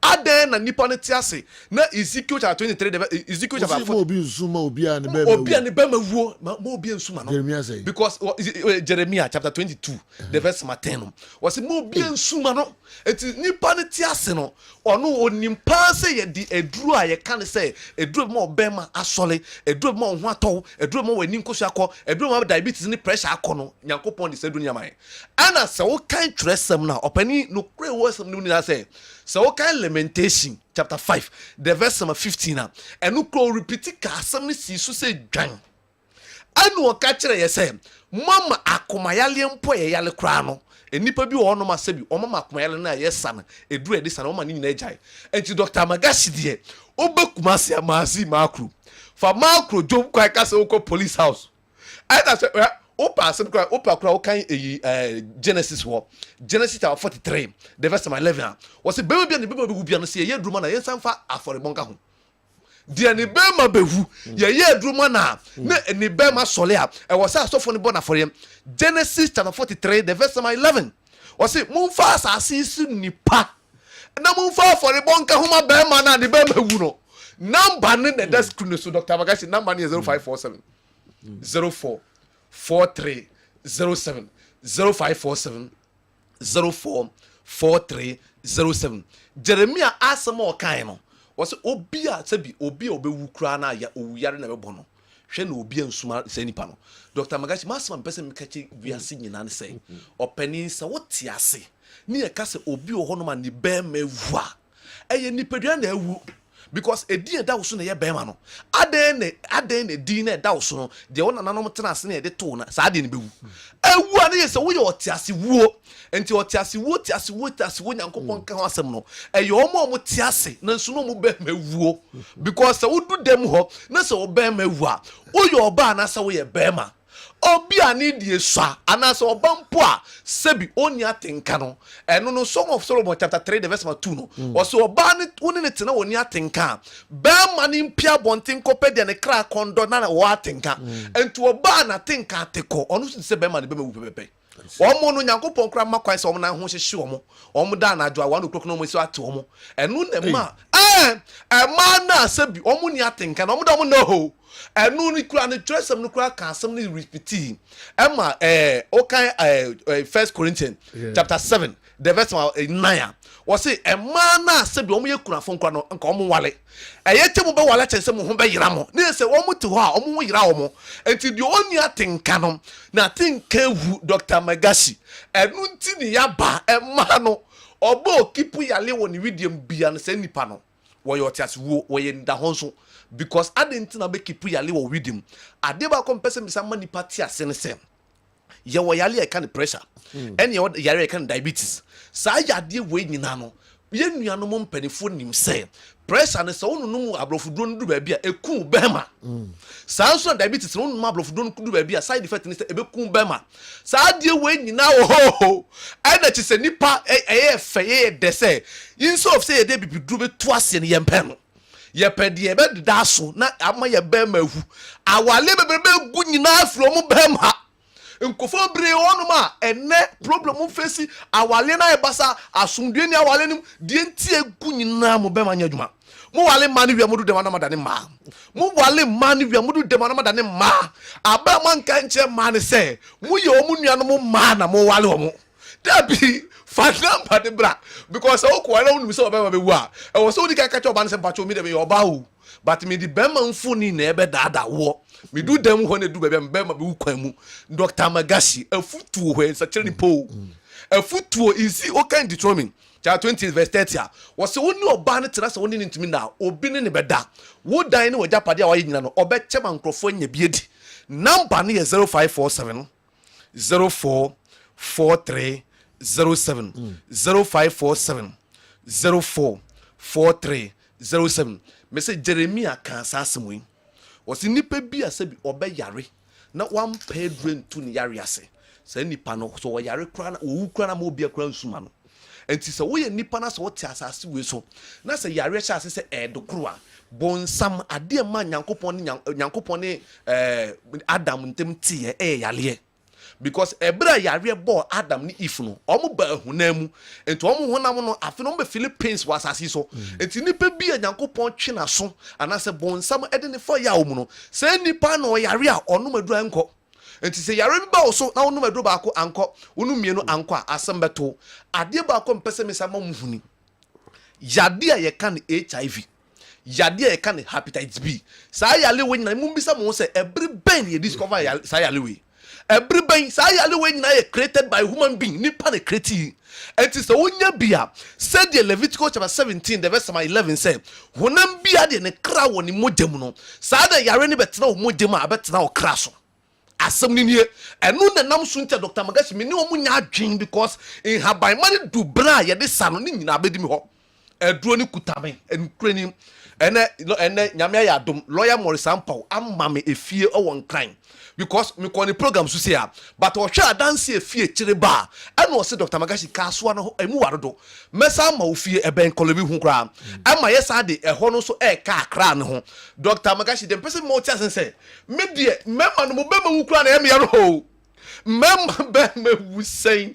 mema bebre be ma wu mane no omu yire no ma hyeda e de pentu aflafla aduane na ma omo because of say or wale ni we ni be ma nyadwa number ni 0547 bogoso ye bia bi wo by Monday ni ye bia no omo takwa bogoso enche bia mo nyina ye bia branch aduro na be but me can say Bible ni do bia na men quote out of context na o kan wo ho ase na manhood o say inter me quote source Deuteronomy 20 the verse 23 the verse 1 was dia ne man yadwuma ene obi a ne hwe wapeche obi a ne hwe wapeche so what say dia asa no kan ya na me kan ne enti obi a kan wuo owu ye ka owu a owu ni gina wo ma hwan nipa ne bema wu so ye tase wu adent bema ni din na ya kan eno na ewu enti wo ye bema na ewu no o ti bi ase ye den odo enti obi a ne bema wu ni se friend nipa obeba bia na abi ye fra mema de ne bema wu ni ye kan ne nka ho Yesu Kristo bai o kan nipa wan kan won bema wu o kan mema nkwanti se ne bema wu dia ne ze nipa ne nka ho enu no repeat asem no o kan the same asem no e wo Ezekiel chapter 23 the verse 20 no o say obema o yira kan ne ex and bema se fumponko bema entu fumponko bema na e bema ketwa ede ne bema obi wo no ma se bi woni oba beta na oba ne bekoso akaka kan ne exa ne bema se fumponko bema ade ba ko ewom ne se nipa oti asase we so na se owu yare sha ase se ebo a sa yare no e start se ekunkun ho na makwa ba bi entu obi ti asobo se ne nsa na ewu obi ti asobo se ne nan na ewu ayetitriti sa omo ti ase no mo nsa ewu no mo na ewu no ebi won ma ne ninko se ko ewu ama ohun ade fa Dr. Magashi number nebra number ni 0547 04 43 07 0547 04 what kind Deuteronomy Job chapter 14 the verse 5 also Nyankopon say obi enfi obedi wa haso esu bia no Nyankopon ewo ni trim enti wo mfi a obedi na ebia Nyankopon umfi na wode ma wo no e wo se wotumi make sure so benya honde kopon se mfi ne bedu but wo ko ukwan ma asemeto enu ntira tetefo no mu nyina ewu kra na omu ye nkokra owu afrafa ye mpumam ena ewura nipa widiem number ni 0547 04 43 07 0547 04 43 07 Dr. Magashi oba ebebo ye okumasi ye wakra ye otakrade ene ye san wotachimai ene nenso ye ye san aba God Bogoso. Okay. Ya me ya duma na otwe sele be se sia. Ya no quotations no ana ya hwe ni ye na ya mese no. Oh, bia wo kan ese be fufuro. Bia kokotu ba bia nya no na hye ho. Oh. Ndi enko hwe bia quotations no woni. Na ye trans next time na fi ni the actual quotations no aba. Emu ha kotu a e ba wo na ewu asem no. Na o se dia mese. Ndi enko hwe ni ye ni quotations mbra next week. Matias everybody shall support. Dr. Abigashi aduro de wo Mr. Mofra numbers no na mo de Dr. Abigashi eni enkomo na obesisi wati obesisi pa ama wani ajiye to so de ama mo Kessben television Kessben 3.3 Kessben 2.9 na kra we final whistle me nda bia transi na ye de bremo messages kakra enso e wa ha yi afri hon tentem de amamo NTK Joso, I think the Ghana Football Association should make it a policy that 30% of every national team call up should be local players or players who play within the African continent. This will eventually boost the morale as well as interest in our local football. I don't like the way our sports pundits write our local players off as if they are totally rubbish. Let's give them some of them the opportunity, and let's be consistent with their inclusion, and it will eventually pay off. Other nations did it, and it has worked for them. NTK Juso. For the first time in some 5 years, and the message convinced me. Okay, so I know come on home. And then many were nita I would do so. NTK, yes. And I'll be whom the best would do so. No, me. No, person didn't hoba.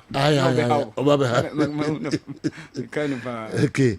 Our Sergio. Yes, and then you're fine. Sergio, and I know some of the national teams not trace your money a brepa. Sergio, or Ivory Coast say Sergio mo do 9 points. Make Egypt. Yes, Angola do 9 points. Make Egypt so do 9 points. Okay. And say you wo mu akere say AFCON na ye be kono omo ye very very serious pa and no the intensity of Angolan game against Niger no say you na wo soro pa but interestingly first half no say you ekoye goalless draw. Okay.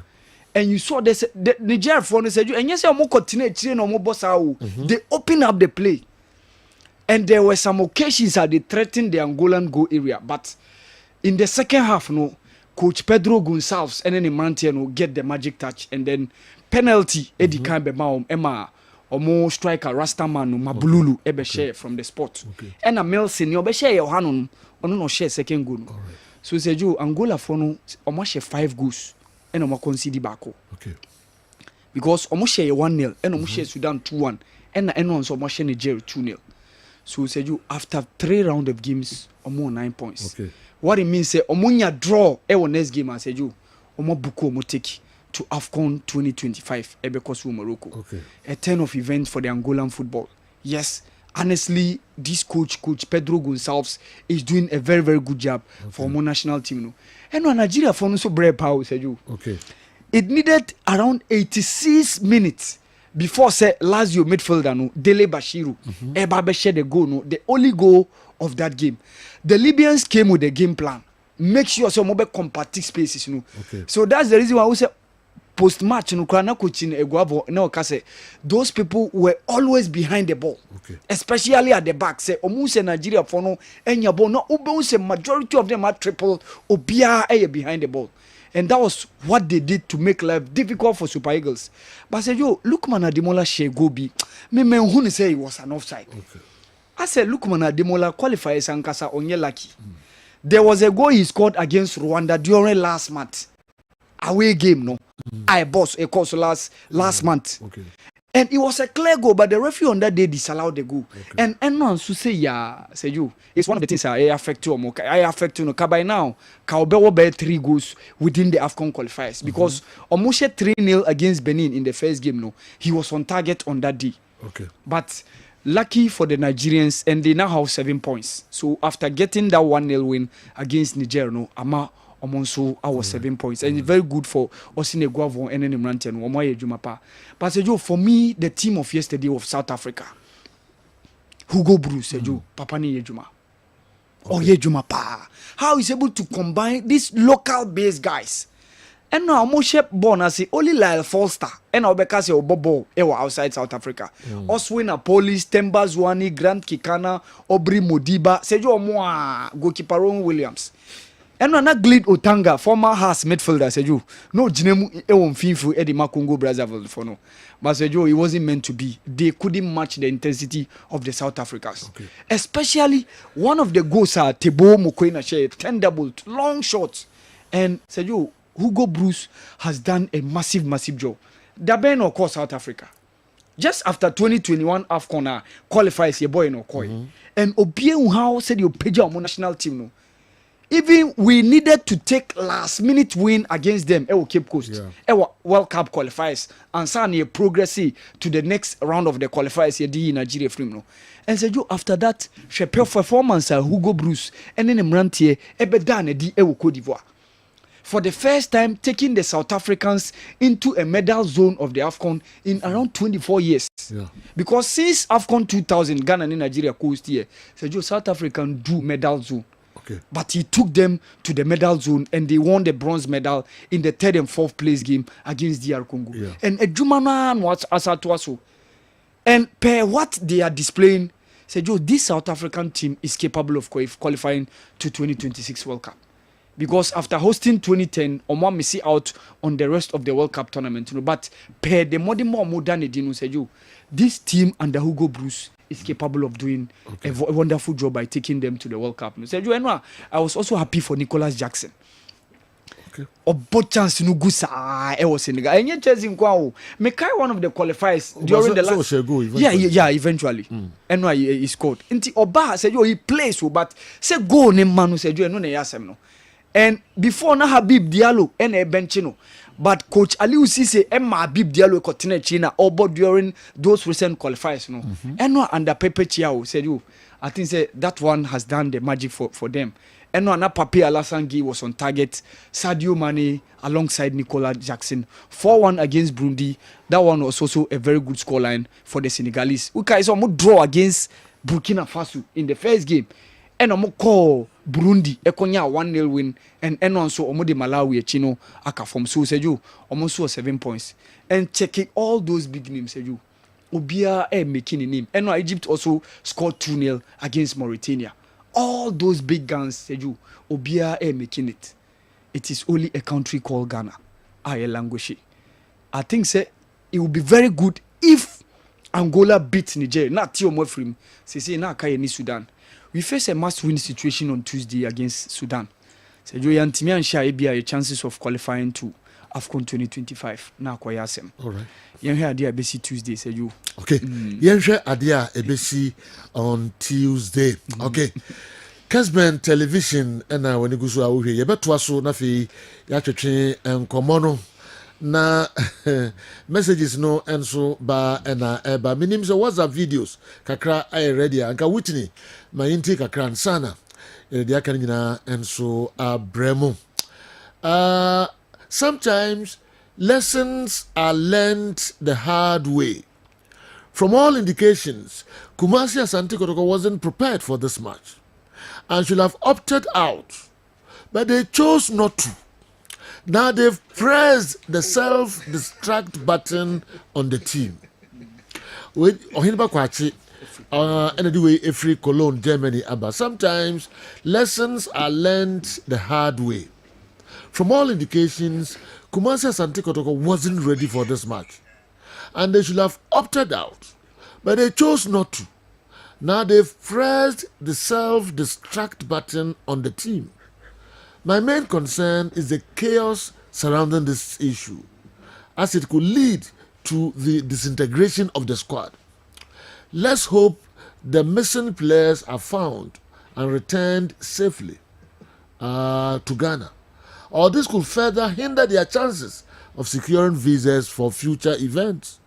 The Interim Management Committee, IMC, now needs to calm the situation, both with frustrated supporters and possibly some unhappy players. The best chance of recovery may be to win their next 5 matches.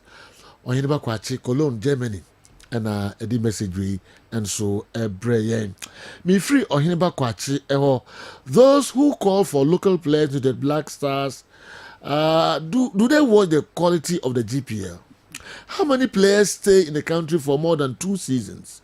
Or we should call players who move to Ethiopia, Tanzania, Niger. Most of them even return to Ghana after failing to impress in these countries. Kofi, anyway, Efri Kaswa Abreye. Kofi Nto Jan, I say, Nto Jan say, we never... Joe, never ever compare these our local players to the foreign ones. Our local players cannot hold on to a ball for even 3 seconds. Kofi Tojan, and so the Ode Abba, I don't know. Malamus the Don Footer. What a bold decision by Newton. Keep it up. Malamus the Don Footer, opposite Roxy Cinema. Then also the Abba, and no.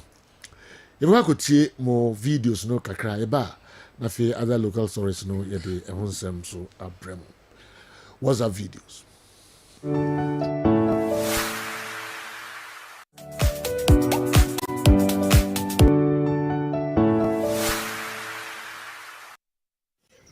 Yeah, Sergio, the person inform an to blaster match in Sudan boy a ball 0-0. Let me say team we see no yin team fire ni to almost so far. African Cup of Nations qualified. If say for the World Cup qualified, that one I can assure you, you could have beaten them by 3 or 4 goals. Because for the World Cup qualified, it had this current team. Because one, the European calendar, league all will stop. So you have time to prepare for the World Cup. And $100,000 is an assured to each and every player be obeying Bobby. But for the African Cup of Nations, it's only the politicians. Don't forget that the last African Cup of Nations, Ghana Blaster,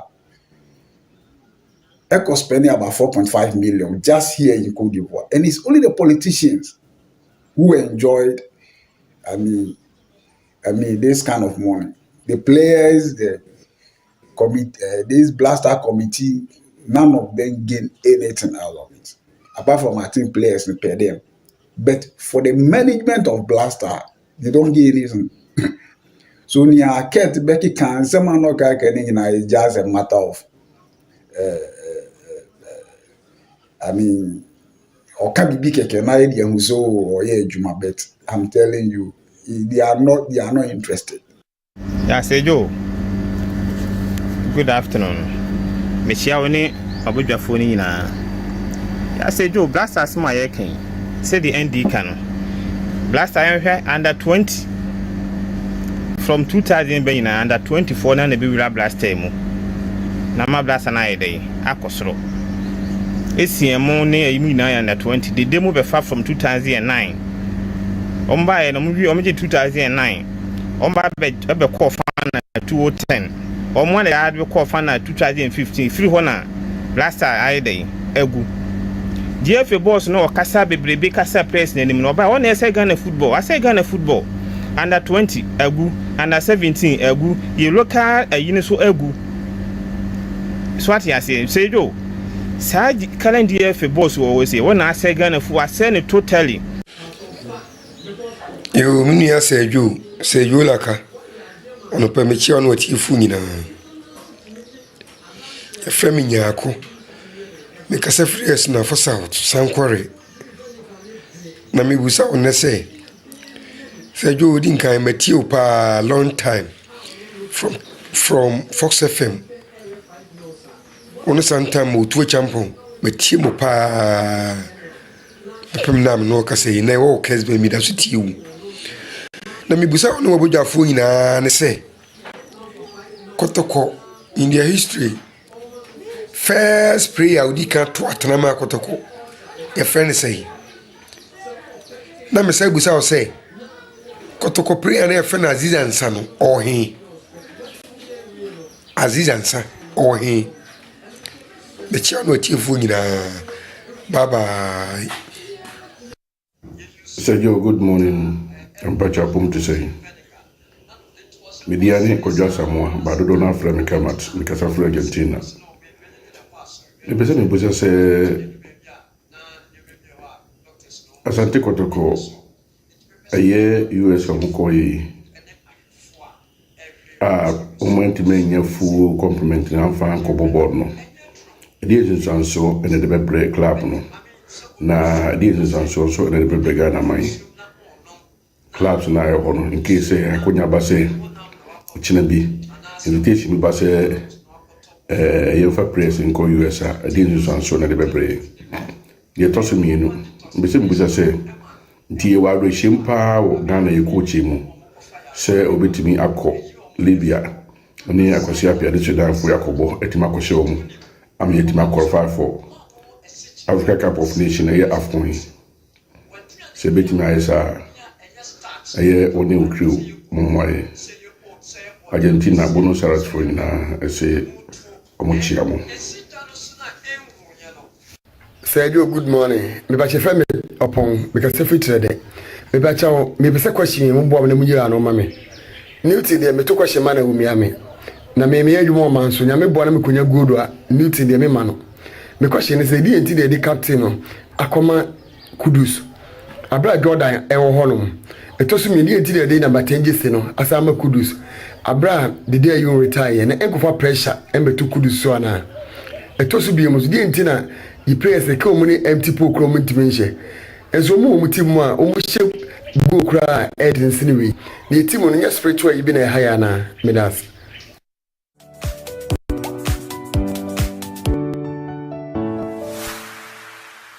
Okay, yes, I'm going to Kwababium Emra program is so midfield. Final whistle.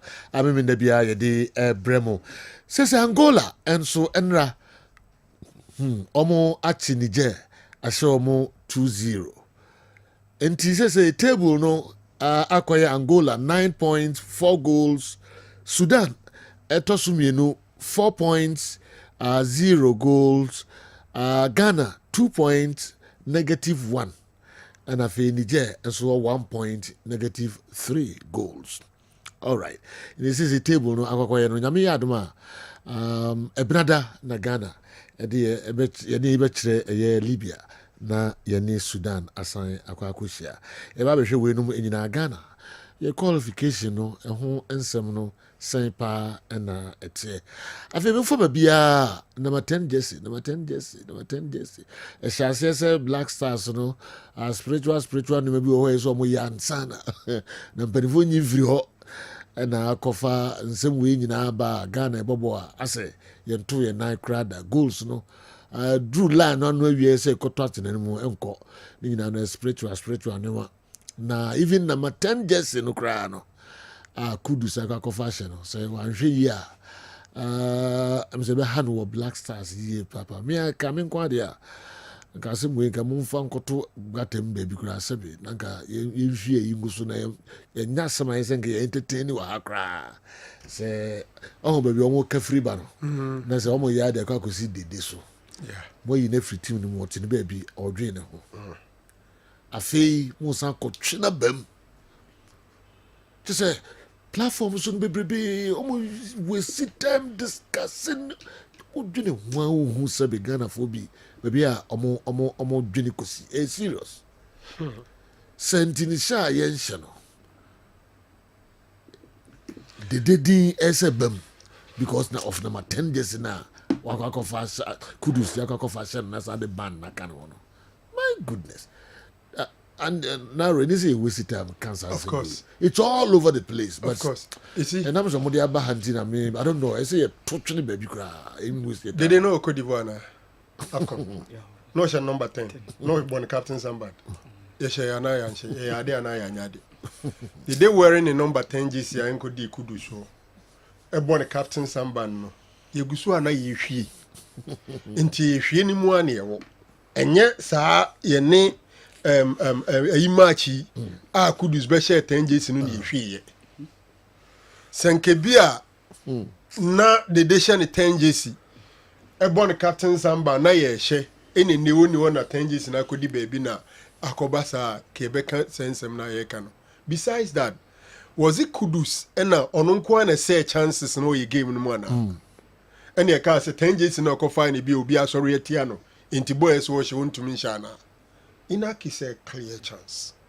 Semenyo say a clear chance. Ise Haku say a clear chance. Inti anokwa semeni say omuso nyina hye 10 jersey. Omu nyina hye 10 jersey ana. Na oka ni tima ahwe ansem bebre. Oh yes. Na obeka. Te say de ushu kura ohwe na hu. Wa hwe abekwa ko bi fridge. So ohwe ope ushu. So entasen na enya ye. Yeah. Nipa muso no kra na mutim no muntimi mo ne ne otine mo yi na frim afi mo performance kra ye west no afi de number 10 jersey no na mo kofa no akotwe na bam o na yimu bitisa omama dede enwene no anyi yi kra dede sabi oninua ejina team no mu bi o munya na qualify so they should allow the gentleman to rest and I don't think say omona bi eyi bibi etisa and ade ba akwa yen hye no so no say national team jerseys sabiu enye obia dia we are no the free honoma see ebesi akan a unlike club football obi timi hye jersey number ebia 99 no eba national team na ya na ye wo limited number mutumi isu enti for Kudus to wear number 10 for me we should just take it say one of the bad days in office and hope say Yankofa. So would they forever wear the number 10 jersey? And I better return number 10 no, is in his name. Say I return Ghana number 10 jersey and retire no. In the name of Abedi Ayu Pela. Menya sure say you're going to say you better retire will be dim. Now say retire then you'll be better. Madama. Yeah. Will be better. Inti abutre. Minim say a free Stephen Appiah time. Na yebebo AFCON 208.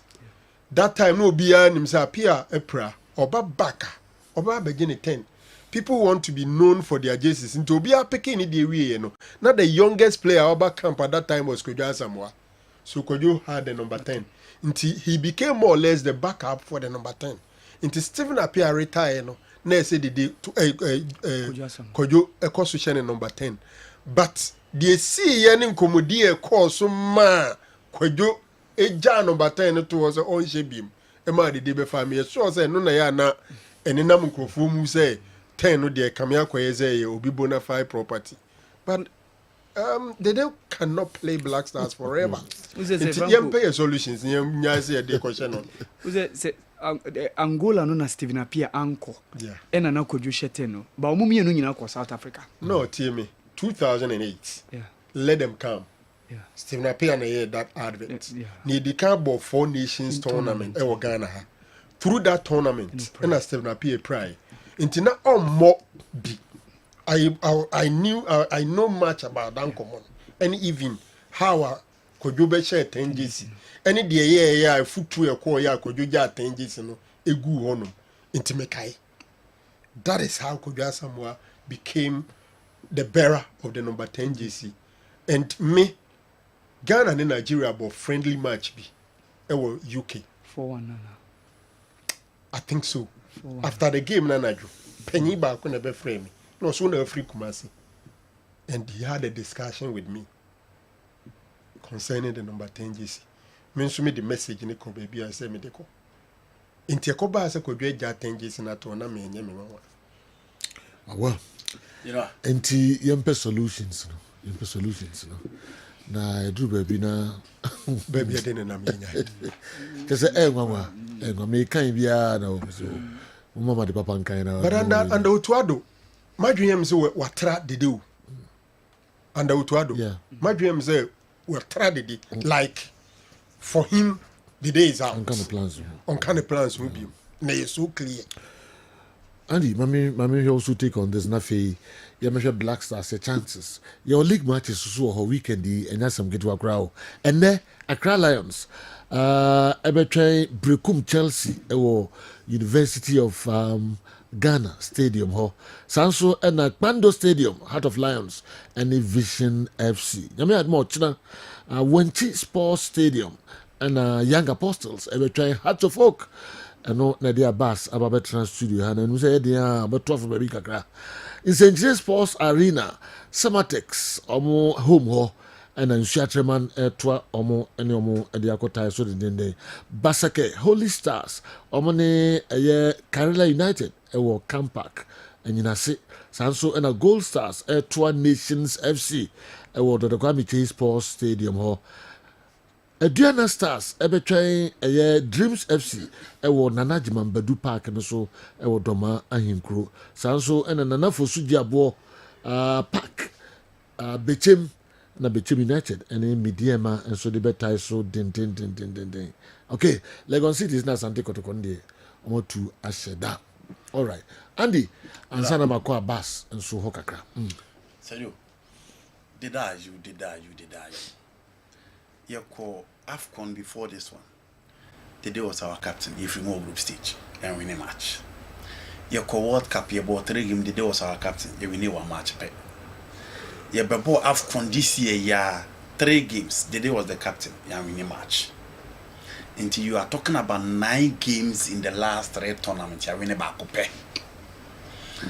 Chris Hughton started a drop who did you. Into Toshi in Mexico, USA. Games I Koboya, he was not part of the squad. A chino sardine bem. And the game against Namibia wa already na calling Dolph Amoyen anymore na the deba na or Kenya anymore. You call AFCON. He wasn't part of the scheme of things. In the game against Mozambique, or by unfortunately he considered a penalty.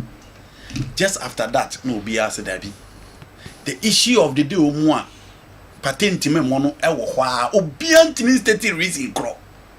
But kasa obia kama na to nipa bebre trip. After the AFCON, Otado abe take over. Clear to say there's a Franco Naruka and they say, did you on coach Otado plans? Okay. I was so be added to. But you know, all near more de bonnet to say. So I can't go to that year so more could do something more. Or more patent me more. We should allow the you to be. Number 10 Jason and you Piadia. Name a Pratifie. He is the all-time top scorer for the Brazilian national team. Rodrigo Neshenene. And Rodrigo Shana original TV na solo. Nema Rodrigo Neshenene. 10 JC for Ghana, it doesn't belong to anybody. And Kuchoto had one clear seni team na or Shishamo. The da you nkan. Inti yema de internet no nyune no. Born omko no mantimi ama mo bi amfa nche. Born da no mantimi amo. And obi busa say captain e dia ma Kudus enkofa pressure amre ne general. Na ne ya na eti kroma na eti Kudus o be start on Real Madrid ne Arsenal ne Manchester United ne Chelsea. Na you know one person obe take responsibility. One person obe lead from the front. Now you're foreigner. Who expected to be team akwakusi account for any of the top clubs because you know how the oko now one you consistent. No one show quality now. One take responsibility at the next season crowd no bimbo. For the new face of Coach Otado, he feels that Kudus and the bitini at the promised land. The games are the man and saying in yet clear, send the performance they was through. And Obier himself Kudus will lose form unless you just don't want to be honest. Ni team West Ham ni nkoye, Oba Blaster ni nkoye. But the new face, the new force, the coach feel that Kudus na wasa or the team ne mano. Whether say o deserve one or undeserve, and yet team be muna o chaye the captain mount. And in recent times, you know, can you know dear Nanka Mpempi stars and the crown the captains. Because with all the stars Brazil paraded, Dunga was their captain. With all the stars of France paraded, Didier Deschamps was the captain. But in the era of Ronaldo Messi, they were pushed to be the face of their national teams. So obviously, you're the captains in Emma. In Tigenua, the coach feels Kudus can do the job. Let's hope, say a game against Sudan, and so we can go there and beat them. But say Yakobona and Koya, did you want a baby? We should allow him to be Genoa. Okay. We talked to these people and they wouldn't listen to us. What was the need for this trip in the first place with 7 players? Fingers need to be pointed at people, especially the leaders of the club. They should have listened.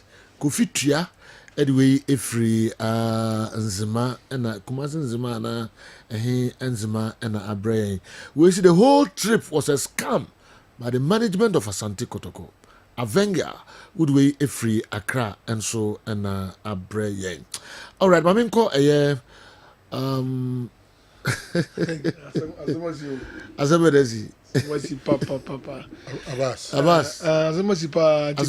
We could say one chidi and get it to. Na money apostles they would send and the Wagana ya visa same name. You know the and once him shot Abbas. Yeah, as a frank. Now Roman can kasa. Unim say even in boxing. Ubo be no that former. Yen tonche no so mo bono form. So be that former. Yen point in the while is Petenzo say one kwadi ebedidia e de na beto no. Dey Pete. Also one kwadi ebedi nam kora de asembe na beto no. No be dinner fra. Allow the gentleman. No, allow the gentleman on your camp. Child flow. Eti ye one ye say parliamentarian say ye babo. Ni nyina ka bo mu ne ko say you no cry election am say am to be say democracy cup. Wow be we no obeko US. Yeah.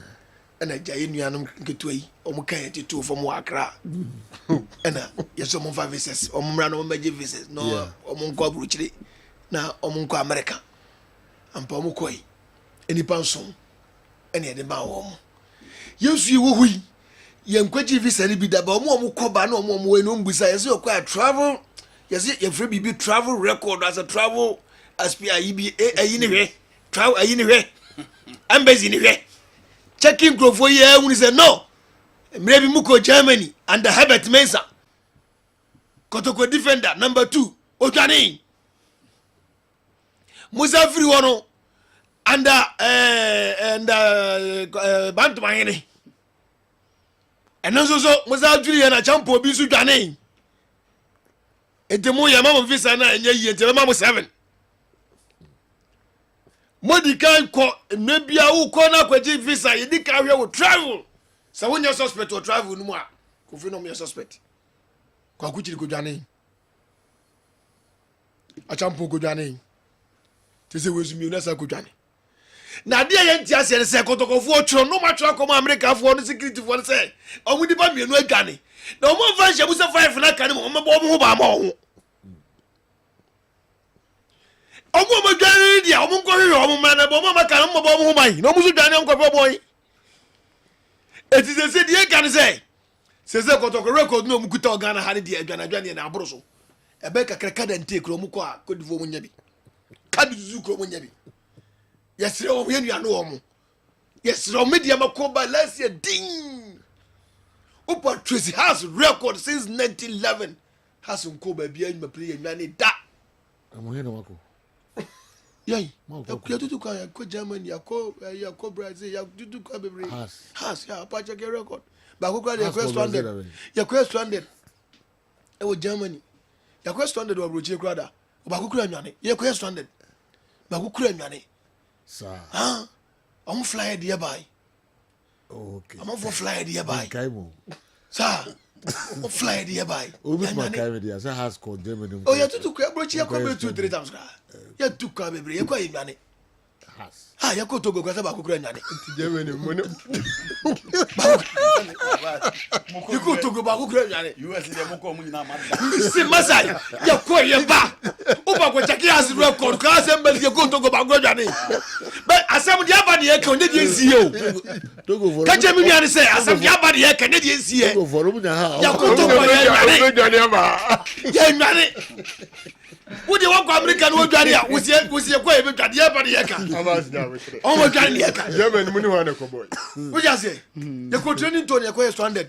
Yeah. Yeah, almost 60s more baby. You go stranded.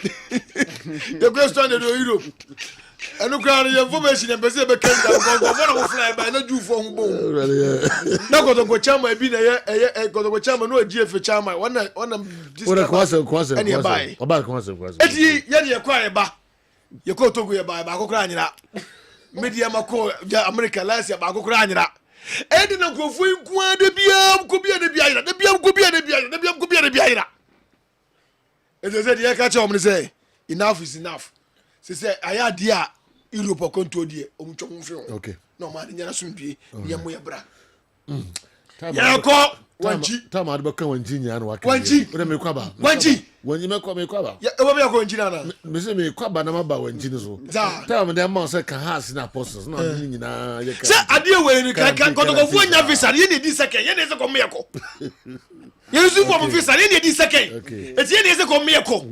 Kai simple dey di pass service ko ye aka 5 year ka kwade na chese guarantee e chebe ade be chena mo da so 5. All right. Enti ye Gazi bero. Ye vensia na yes trust. Ye league matches no kakra bi. Na abo do ba kwa pa hosima edu mienu pepepe. Abas mami nyu. Eti ye kan se wanchiri ye ko agar mo fanse shere mpele. Yeah. Yesi ya hunu so na northern region ba bi busa na o se awo da gomani. We da gomani akwede wona zergu. Kwa na lirgu wa wurem wasa na nam sa so cheche na busuafo na lirgu honom omuntu wona nkrofo ko fa 3 o jase se ko to go for ko ndi e ma go for na dwane free hono no ko to go ko ye no mko chia na lirgu ehene no ana ko to ko she ho mu ana yezi ya no nkrofo adwane se no ye ne yetia na ko to ko be chia na be she dia se ne die ho mbebe tamale no mo dwane free wa tamale ye be ko wanchi kas kana 120 cities okay to bi anya na adwane se ne obeba sim no aba betua obanso na asem foforo wa be ka kirewo obi amra na hyere mpere ye mana ti ase se yen yemfa na ntwesu hunahuna filani ni ba asem na ato yentra obe su a na de na ntwesu be hunahuna na anya filani ni ba na asem na ato yen ena ne ye ko ba bi ana ha se sheki yenim baby e free yenim baby edu yenim baby ayeko ti e ka chen say on the good day no house of folk nyame adom e kira no obehu defense say one big club na ebo na mom so under tie say the oba ade ba kotoko na ye nya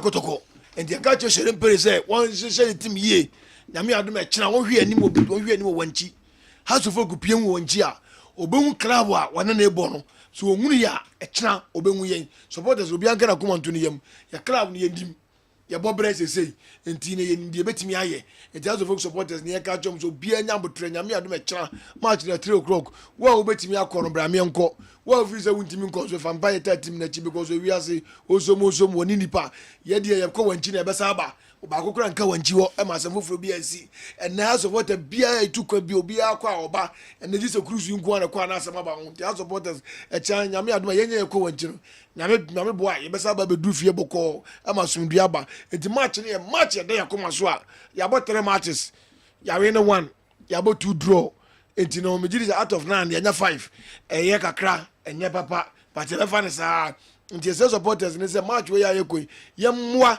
se de be ya yekwa technical team playing body any board no do ma prepare team na kodu bia no yenso ya fanka ho na house folk enti mko successful nyame adom ekira ti all the house of supporters nyame adom ene ye hia wasim ya omo regime obi amra anwumrei do betimi am yakọ no abetua do ntimi so me enko no meka sim wo na nyame adom ekira omo Sunday chama mo no mo mpa na ne ma ntimi ko so ma jo me de masem no ebisia okay na record time if media na just how to go amako Europe da ya ko Europe da 60s one ya ko Europe da amako Europe amako Germany 60s one Europe ni wiase na and Manchester area hokra ya ko London so da 70s one ya ko London so da Europe yeah ti se sa da chi bi obi so be kase na kotokozo ko America yeah sa na tie baba ta che enjoy 60s that time na Europe ni ho da bi o men ka te Europe no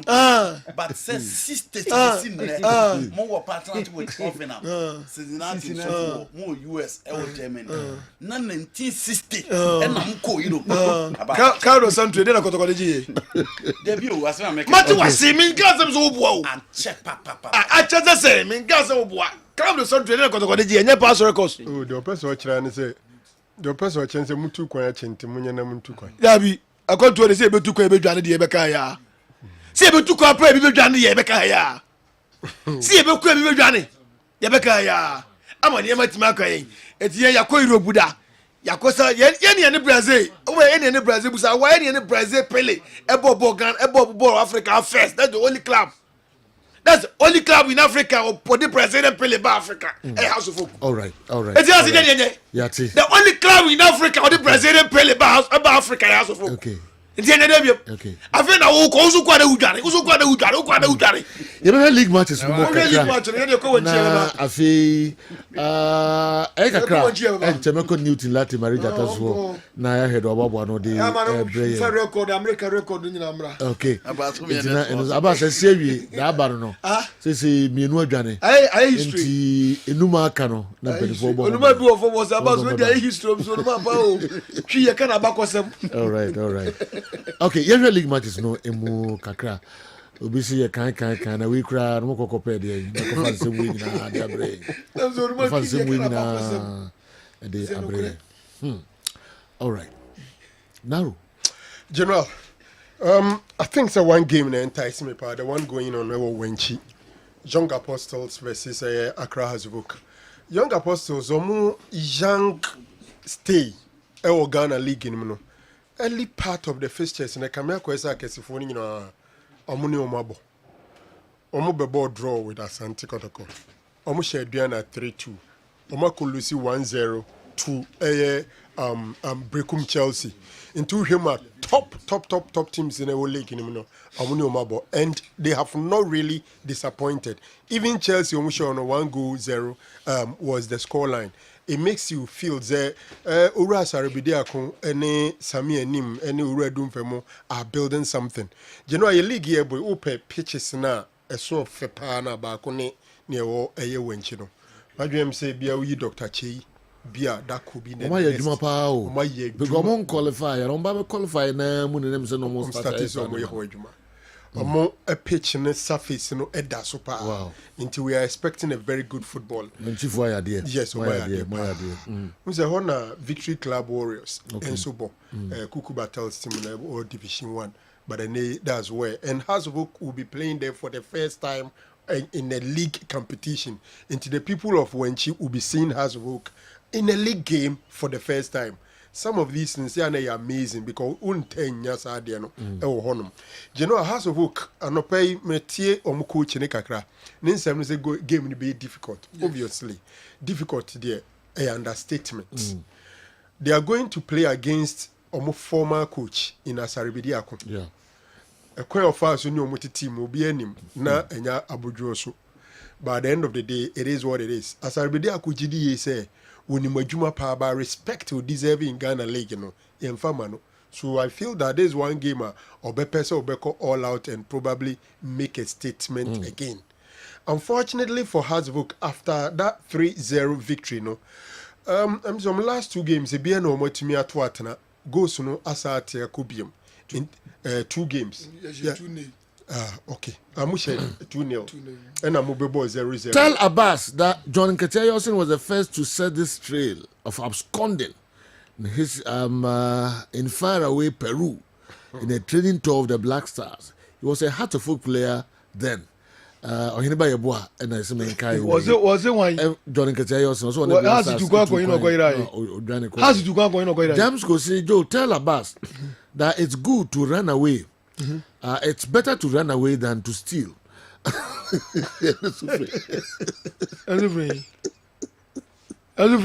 Say, I've heard say,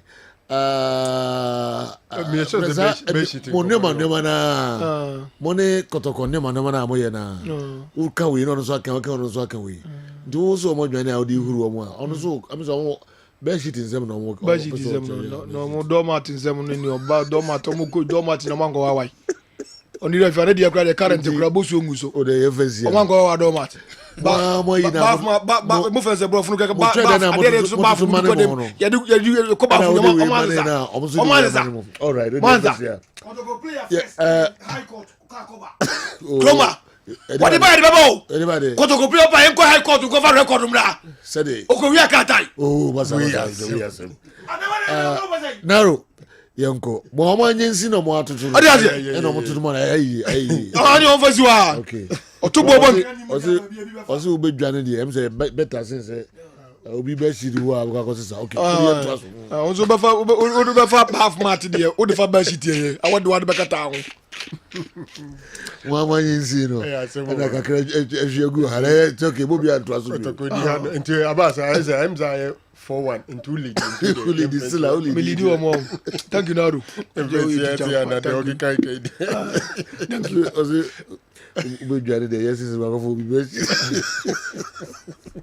Now, who's there? So, took a wood now go I want to know for me, but she's got a warrior. Now, Bath Marty. I want to know for me, but she's got a warrior. Now, they do a Bath Mafia. I didn't know Bath, you go, would not Bath, so would you rather? Would you rather? I don't hear it. When you say, Udania, Budi, we are there, they would be out. Where? We had a would be what you cannot do. Okay. Hearts, the apostles, only my has formed in it. Has formed in it. Especially very normal born. Very normal born. And never know you are doing a form in it. Okay. The last 2 games in there, they have failed to score. All right. A bed in some betwatna. There was some test in Shachaman's game. A game. We had in recent times. Maya Mayan, Africa, no? Yeah. Now, free African game because of Samates. And no matter Samates, I favorites in the game. Because Samates woman, no. Edding so much over show.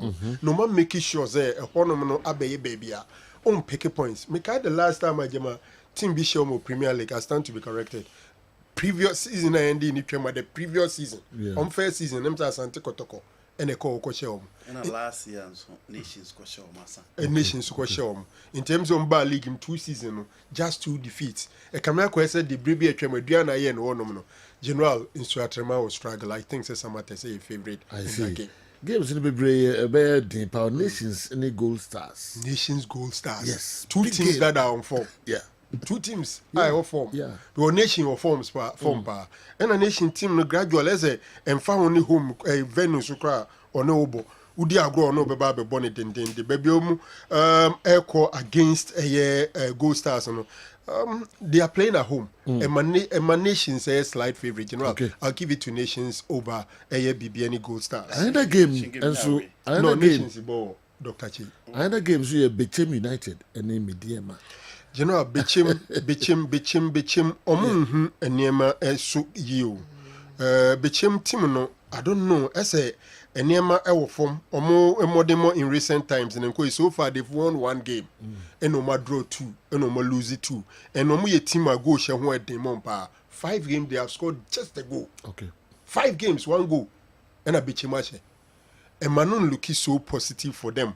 And Mediema also say one team are very difficult to score against them. Okay. Omo last 2 games, so Marco goalless me, but clean sheets, omo team omoji clean sheets pa. But omo attackers, so no they say goals nation why in their mom. General, I think say a draw is a potential scoreline, but I'm seeing it here says a game no omo a I don't know say postpone. Okay. Bechem Mediema. Okay. Mami ko andi ho na andi be 5 minutes na fe mini komo kakra na yensan emra back. Yehwe GPL games no kakra. You know, Nations and Gold Stars. These are 2 teams who have shown their own form. Now, Oshe one at the 2nd position, one at the 4th position. And Omumi no nya pre. So Oshe Nations team now home, you know, home 2 games on my bonny a draw on my team now. And Osho games on Mukobo away. To beat the Diana Stars, Domane, Juma, very difficult. To beat Dreams FC, the Theatre of Dreams, and so Juma Nations, but Omobe Fia, Omunya clinical upfront in Tiana and so win the games. Yedi kaka about Omo backline and the kind of performance Omo Edanedi. Tosha Gold Stars and so I say. Almost here one team I am expecting a lot from them. I'm building the youth with experienced players like Roland Frempong, William Denchi, formerly of Fast Folk is still there. Omo Vincent Atenga, you know, is still there. Inti Frank Kamankwa, formerly of 11 Wonders, Omunina, a part of the team. Ebono Babi PM our nations. Osho almost away performance combined now. Go start who you know I may go in for a draw game. Dr. Kwame T Sports Complex. Now, House of Food versus Young Apostles. Young Apostles at home, Sir Franco Di Kanka games no Mabon, Obo Chelsea, Obo Nswatreman, Obo Kotoko now boy Diana Stars, Chelsea were difficult games. But Joe at home, almost one making sure say, so we a team now so Oba Ghana Premier League name for floor. Now Pesa Okemwa. A dear Bakwa was so TV who would man say Ukrum or dear, or points on Sabeka. Inti Samates ya ka omo de ya ka Nations de Aduana Stars de mo ye strong e Ghana Premier League no e your home games but for common team an show so much purposeful at home no e na mo call relegation so o hwe time na Kotokuro ya so game ni ma home games no man team na ma mo enso e call relegation inti Young Apostles at home or matches some holding House of Folk who are away the saying it here general away performance for House of Folk and so enya dey say ekoyi se kotu atara person onya the turning point you know this is the time nko mu betimi win this particular game e dey turn almost season no but as I be there also a lot to prove to House of Folk and maka the home invincibility e also omo ye ho adwuma onya good call and against Kotoko in a way. And you know what do you expect? And also a game I make a double chance for Young Apostles. Draw or win for Young Apostles in that particular game. Aduana Stars the Dreams. You know, almost 2 teams are almost that femo. Almost unko yim famomo. Coach your champion could Karim Dito. These are experienced coaches. Almost a Ghana Premier League man can league in Shasisia. Who expect so mubit me a EBB. Aduana Stars unko yam for Mama General. It will be very difficult to coach. You will jump on because we are crying Jumano. And home games in Nkoye, away in Nkoye. Last game against Young Apostles, by 3 goals to 2. And the things are not well for Adriana Stars at all. But you know, at home, make a double chance for my friend Adriana Stars. 2 teams will be a winning game this season. Okay. Yeah. Adriana has not won a game. Nkoye. dreams in winning game. He's serious. But the answer about draw 3. Until be BI same goals aggregate, same number of points. But Venom, I'm sure that will make the difference. Ghana Premier League in the Venom as a Franco make difference. Few teams in the work quality are almost make a difference. But so I share all the teams are be a what you hope. No matter the kind of players ni coach krom you know as all benefit also will make sure say at least a hot year ultimately fight until so be away. Now in Sudan against Samates. You know, we game I also be to be shaped.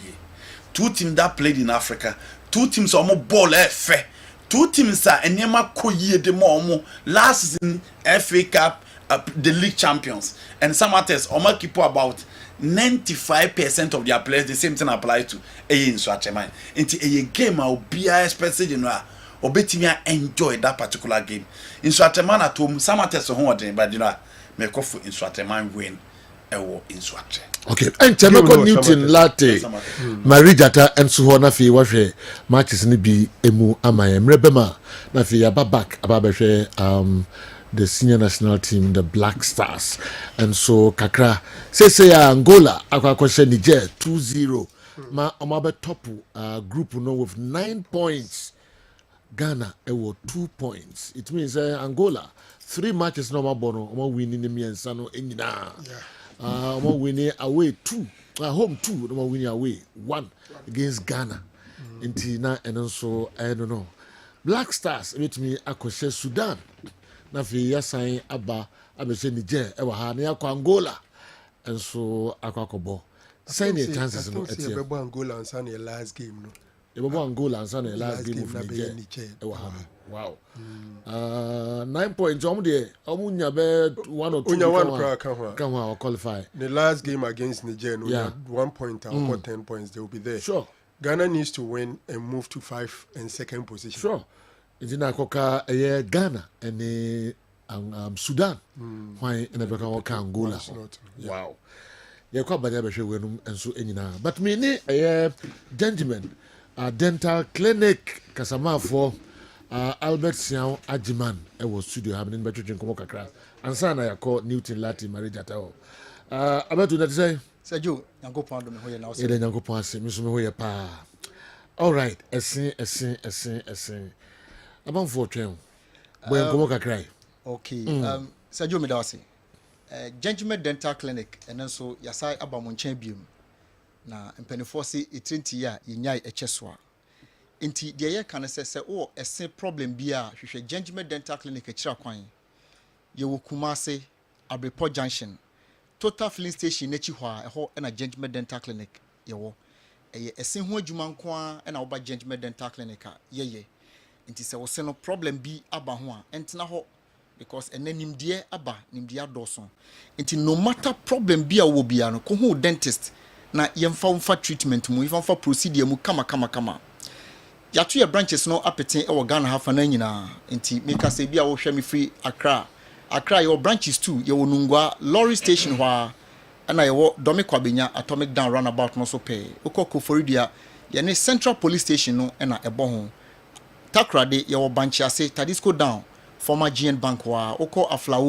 Aflawo High Street ho na Gentleman Dental Clinic ye wo ye ne Eco Bank na wo the same building Techiman ye wo magazine hwa nemom no Kumase eye Abrepo Junction Jumedi yedie eye say ye examination and consultation service e yaso ye ho obi ho no ma onko dental clinic da say enipa se mako clinic akohu me dentist say me call examine ebi kra na problem bi ho na yatumi aso ano ama this asemato no ne sina asemato tembia ye cosmetic dentistry your friend teeth whitening no and I say opese eseno ho ye gold and silver crown ye tooth replacement ewo ho eseno ewo ho na opese ye si edema esena tu opese ye si esena mawa ni nyina oba ye be hye ede ama eno no ye mu ahodo miensa a ye betumi aya ama ye dentures no ewo ho ye betumi ne kama ede ama a eno obetumi ayi wade ene ye wo PFM bridge and I say acrylic fixed bridge no eno de ye hyemawa eno de 25-30 years na ehye ho ye wo dental implant nso so ewo ho eno de ye fixe ye screw eseno de bo ujaw bone ni mu enti entu da na because of time enti the mpesa me no man for e kan ho asem tel scaling and polishing I'm say for some time now more education and now we share course eba any response na chesa ampa say nkofo any ba oral awareness no oral hygiene no nkofo astati tiase bebree because of education aya ye no na you can scaling and polishing and say what call dentist wo na ye the instruments any sophisticated machines ewura wo sentem ho eyi yellow ni green no in fact a wall senase ho no gingiva ho no nyina no ye wia ya polish esen so e de ama ade a enipa bebree ehu say sa problem no e wo omoso but obi ho no ma said the sejo kan no gise asemasi ansana wo move akwakope ho solution no there be oye no sa na e the problem kese e de bebree because enipa ye wo wia ye nuane no either say e sugar based aduane anase e carbohydrate enti ye wo acid bi e wo yenuma ye friend streptococcus as bacteria sa streptococcus bacteria yi ne oye ne say food debris na e wo osene so no ye ka debris what we mean is enuane na wadi no the leftover particles no food particles na asteni wo osene so no okay eno ena this oral bacteria including saliva inti ono streptococcus bacteria yi any saliva any debris sa nyemai ena combine na ada wosene so inti eda wosene so sa na afi obo say plaques bi astati show up inti obo on mabo say me no ka say na wo hu yellow bi ni dot bi astati ba no so as a sign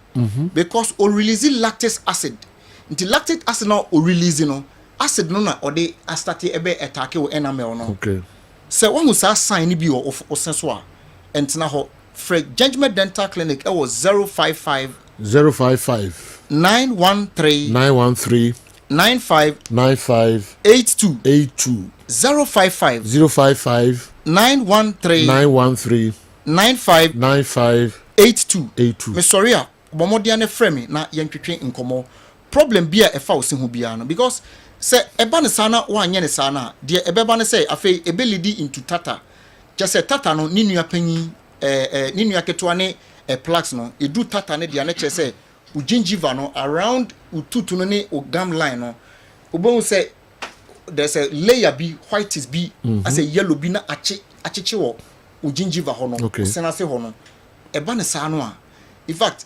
estatia ubon say there's a redness bi ho no aye kokko time bi ano na moja ejinejina o senase eno ne friend gingivitis no enti eno ne the early stage of periodontitis because ebenyini akwa so another problem e dia bro se sanye man nyina yehu na yebu yanigu so because nipa bebre gia to omoso I don't know where the mentality is coming from say nipa unyini do stage bia ese no ebeko ne ade obi ani wa apart from accident nesibetu wabra onhu sa sign we e won senase enti say yetimi hu what the ese ye ne na ebe stop it there ese esi ochina no ema ensi enti say won hu say sa tata yi aba be hyehyɛ osenase a obon sɛ ama oseno oral bacteria na fe odidi kɔ osenase ho enti odidi ɛwɔ ogam no mu saa no afi obon sɛ ebu okra be hu inflammation kakra ɛwɔ ho bo sa sɛ ho no ahoho no kakra soele afi obon sɛ scent nso so astate ɛba wonum because scent no mu dodo na me de bia me ka sɛ enye sponge tissue no a ɛda yeti mu no ne ho bɛtechema ama obu ono ma ohome a bo na sentine free chim eno ne ade ne ba majority na free yanum e na eba eti eba ne sa na hu sa sign na ko hu dentist immediately na yefamfa procedure mu ye betumi ama na jai but any kwan say wotena wo hu sa problem obu okro di bread a hu say blood ewom enso still no da so ete ho ebe cause another problem because a time no obu say afei because ese no ye de bite ye di chiu nti se bo a wo didi a o se enam bi o ba bia wo de kohye umola tutu ono udodom ho no je se etimi akrash na ma wo ena se wo bite nso a wo de ba incisors na wo se anim ho no na wo de aka eti each tooth ni bia wo roller e play eti eba ne sa no a wo be se o se no eba be mobile because eye adwuma all the time ekuma kra ye de ya de wo time etumi hi eti afi obo se o se na ba be mobile eye mobile a na che say etumi abe den abetu young guy bo se wanim abo akokra by force because we say no etu but saa nneɛma yi nyinaa yɛ signs a yɛdi kan ho ansa na problems ni nyinaa aba bra judgment dental clinic yɛ wɔ Kumasi Abrepo junction enti sɛ wani yɛ ntotontoto a wohwɛ wo social media platform bi a wohwɛ me bia no Facebook no de numbers na e display no bomodi am sorry ya frɛ me ye be ma direction e ma dia back clinic ye qualified doctors any nurses a you experience a ye di eye adwuma so no matter said ye wo se ni problem ti bia no wo de budget dental clinic a ye betumi ayama ye yi plaques ne tata ni nyina en wo hye wonum no ma wonum no ene ye friend professional clinic wonum no nte kama e ma wo confidence no because sometimes one kasa we nipa na sometimes after brushing 30 minutes time ebi how the saliva ka kraka baby na it was a scent no o kasa obi hu kra no na ama aye basa we ya brantie ababawa o hu dia bibia sisi won so kama we school ukuta certificate we twa ne kama why na befa obi a scent e wo nanum e de akwa adwuma sa ne mani nyina ye nioma o hu a e wo sa wo si ano kwan entemtemara it is a wo hu sa sign ni bia from me was 055 9139582 nti ye the machines no eyiyimu washimu we enye toothbrush ni paste asemo ye sophisticated machine because you call your branches ni na you invest heavily your branches ni na nti we are the final procedure ye be ye amon say ye wie eyiyi starter ne plaques ni na wie no afi ya to ye bo ase ye fa no eseno mako e polish so e ma ne shine no etumi pie me so no ye smooth say eso no ye smoother one ebuama oral bacteria no eye difficult say obetena wo sene so afi so wo sene shine no tumi epie ema wo sene efa na ho fe edifra eti judgment dental clinic de eniema bebre na wo ba judgment dental clinic ye betumi aye edi aboa wo enye no nko na ye ese no etu na opese ye hye enso mawa wo ba ye betumi ahye wo sene kama ese na ikoko aye brown aye style bi o celebrity na when you gene ho e wo TV so on social media we follow no sometimes most of them they have come to us ya ye omuse no ho adwuma e na ye white e de ama omusa no e be a smoking habit bi eating habit bi ama ose no aye kokko because ose no e ba ne sa no a obi won apart from genetic say ebusua ofri mu no okay ebusua ofri mu no etumi ma ne se no e kokko no ni nyina wo de ba judgment dental clinic ye be ye e de ama on enti frɛ ye wo 055 913 9582 055 913 9582 me page me mo afreme book an appointment with us. Thank you very much. Yebeda se Albert Siao Ajiman Kazama for the Emma Gentleman Dental Clinic and only a bobo and command Monfreno Moncoho na esen ho ehia ye papa Kessben television and when you go so we sorry do me no breaking news of for and so beba na omo about transit say there me call a Newton latte marijata eho we matches bi e wo GPL no emu ansa na yasan ba na mre o mu a etimi ahwe Black Stars kakra new minim say why kradwa som. Oh, studio has a Ghana Premier League matches scenario a very exciting stage now. Osha games are say Joe Bobo nyina so and chair kra no ye match day 6 na the beton chain na say be postpone back Lagos cities be host Kumasi Asante Kotoko Accra Lions Brekum Chelsea as you rightly said earlier Young Apostles as folk Adriana Dreams Basake Holy Stars Karela Lions and Vision Baba Samates in Suatre Bechem United ebe host Mediama Nations and Bibiani Gold Stars. Na Osha yet me caught wa bra yen share league table no. So Asante Kotoko Eda so hold the summit of the table no very tightly. Bibiani Gold Stars. Of course, two teams in now will be 5 games played, 11 points accumulated. Goal differences in now conceded 2. Ashe me and Sammy and Sao. So Osha Mediama Brekum Chelsea completed top 4 no. Middle part of the table no but at the bottom half Osha teams like I said be so say Bechem United Accra Lions omunyina wa ha Adriana Dreams Ethiopia Lagos cities the worst performance so far in terms of offensive production no goals na so dry at this stage of the season match day 6 or more pretty at a goal deficit of 6 now I'm attacking in shame cry defense and also Akoto akoto honorable mama adwuma no NC mu defense no ekwan dem papa but you moving on now you share some of these games are eba so quickly coach Samabwadu over the materials over sika ball dom over Golden City and of course one kasa who experience as more now left back and Patrick in the man upon adwuma na or your left back one no esipo. Let's talk few things about Accra Lions so team no coach Tanko and Cheye at the three gentlemen on a kofa bro free buy now team na kasa so performance no at to say me can want some say Manzata and company Muhammad Ali partnership for central defense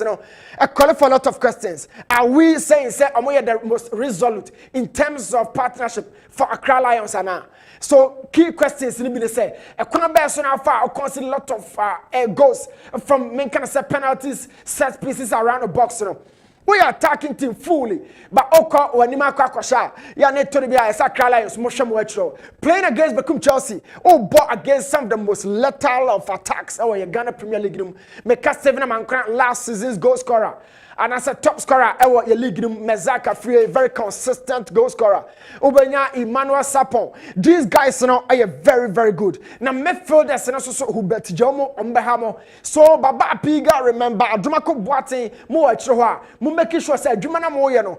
Keep team at the top of the table. Make Accra Lions. Moving on from that game, you best as when Africa for the Mienu as Samatas ebe host to Swatre. A match back one or ten pa. No more crammy and the Motash champion of champions or me in the Sashia. And I'm more Africa no and said in panel. But these are two teams are more enough talent. Coach Apreko with team here very, very attacking. You have to have the balance in the team. Now one yana Coach Nuruddin Ahmed as seen on your screen. Ebema Jumana ya did the amount papa. It was Samra Boy. It was the fortress. Last season lost to only nations. And no crown of league in a way. And Omulusu Ewofe. The Dons usually, succumb to opponents. Yeah, now about Samra Boy. They have a very tough grounds. Now make two teams in Abe attack it. They have enough quality to win the games. Or be at me win the game now. Osha in Swatre team na Ebena Sachre and so team central defender. Obenya Obi to say Mohamed Isaka. Latras no, they are also equally good. Back in midfield, Walid Fuseni, Neymar. These are all players. Kwamna Meda in the final test, even the U. Uma Manaf Edinu ni list no mafi bebre, but other members of the squad are taking baton now. Omoya Juma for Samates. Yaka midfielders I want to talk Babakushbo, Mohamed Alassa, Mankunyeli. All these guys were bought, but Hilary Adabo or none last season no or Tifie Batino or Bobo. Now or a very key member of the squad, even though last season not only ho. So all can some team no the campaigns no yeah na a team no omu frumanisha finfio. They lost Keke as well documented, but I replace Omopa. So yeah, can almost our blaster material squad. He might not be part of the squad. Make up for once. And two teams sitting in ano. You can't goalkeepers. Yeah, deal with a league muha. Ubebo mudi Ferdinand Sabiakwa alongside Daniel Afaju on Swatre. Oko Samara Boy so Samatex Ubenya Kofi Ba. Excellent goalkeeper. One Novenyo Jaffat. These two goalkeepers in ano are more equally good. But the key question is why an edge game no? If it happens, say or be defender. It's always down to Samates. Many Swatch defending in Nibebre, both in the Africa and some of the few games they've played. And now we are on goal. I didn't try for Omoho Poposa. They really shot confidence. It drew games. I know was Coach Apreko have that situation been one of our observations and now so defenders and show a lot of confidence against opponents. Omurezi intensity no. Samra Boy Diam Hobachiremo. I understand the first time they came now all call for a game a bit me a pie draw. But I am telling you, my draw and your draw would deserve.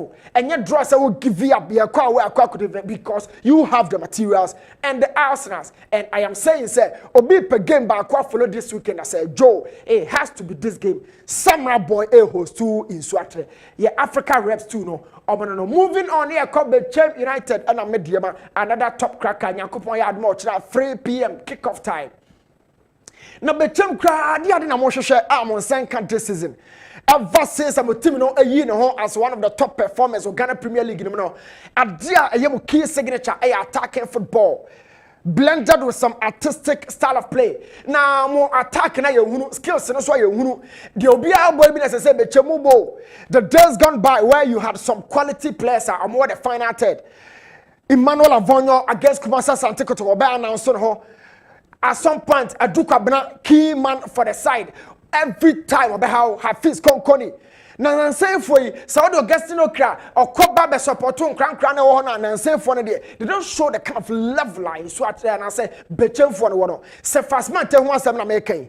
Clinton don't do time it has been a very toothless attack for Bechem United. Me for the France training ni hokra no still Isaiah Nyakomo omo ye adwuma ba kum yenu miensa and back in defense without cycle for you still have Baba mo omo ye adwuma no Abdul Karim left for Nations but media man as a Bechem midfield no has never missed Abdul Karim so Bechem but in the final third who is the key man especially say one of the best keepers our league in Aziz Dari. So why not the ball net to net at the Bechem United? Young for question and I say young query a hormone near Mediama, what are you short of? Mediama short to be beer quality collectively they have it.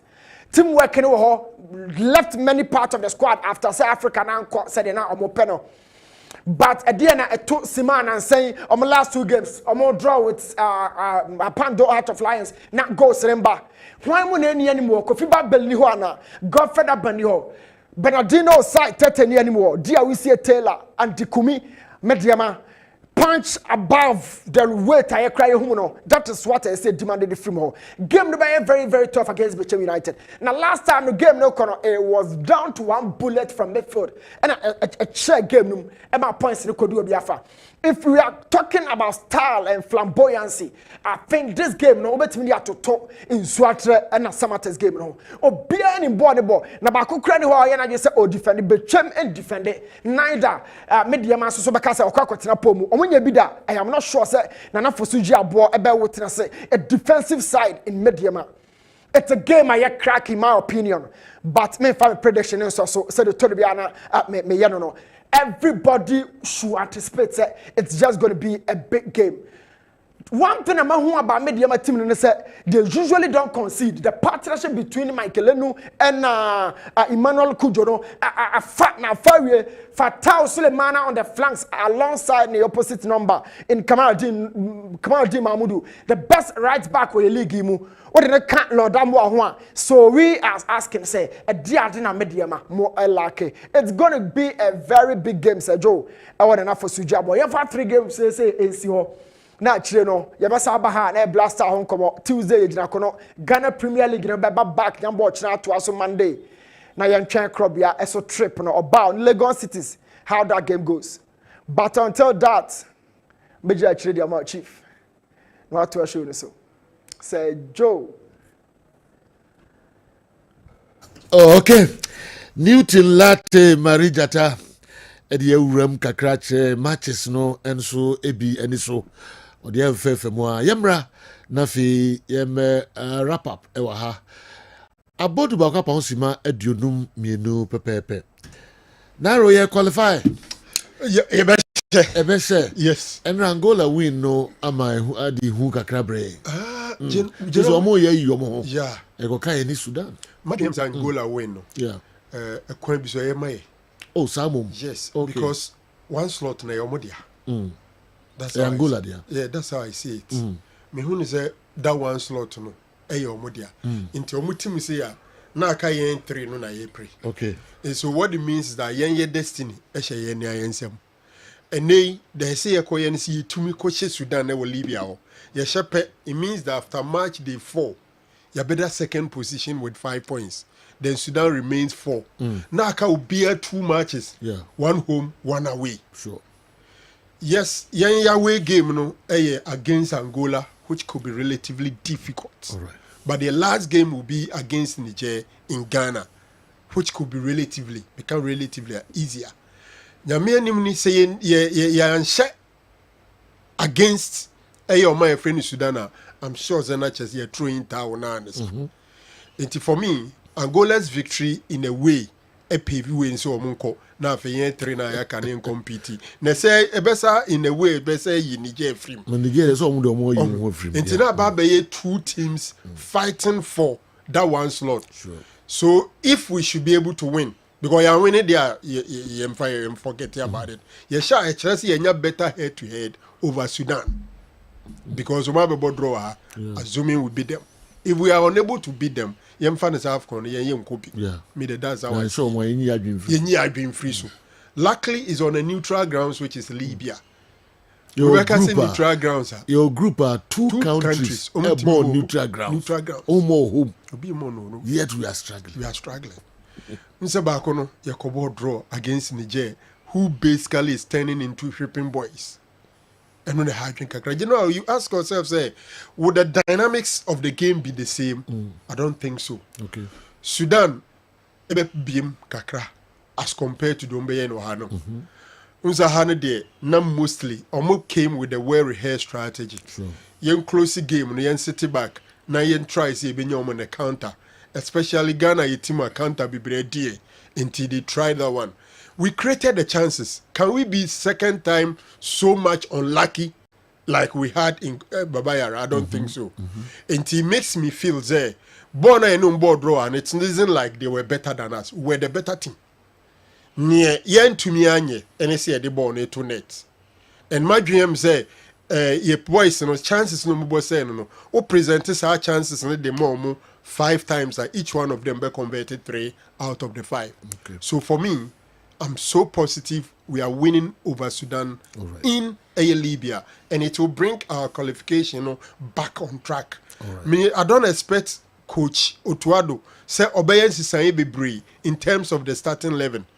I don't expect much changes in terms of the starting 11, but maybe strategy or the same formation or tactics, he could vary it along the line. All right.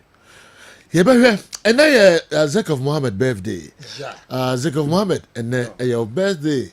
I was so happy birthday. It's just a special. That's Zakov, yes. All right. Namisrao. Omanko nim more.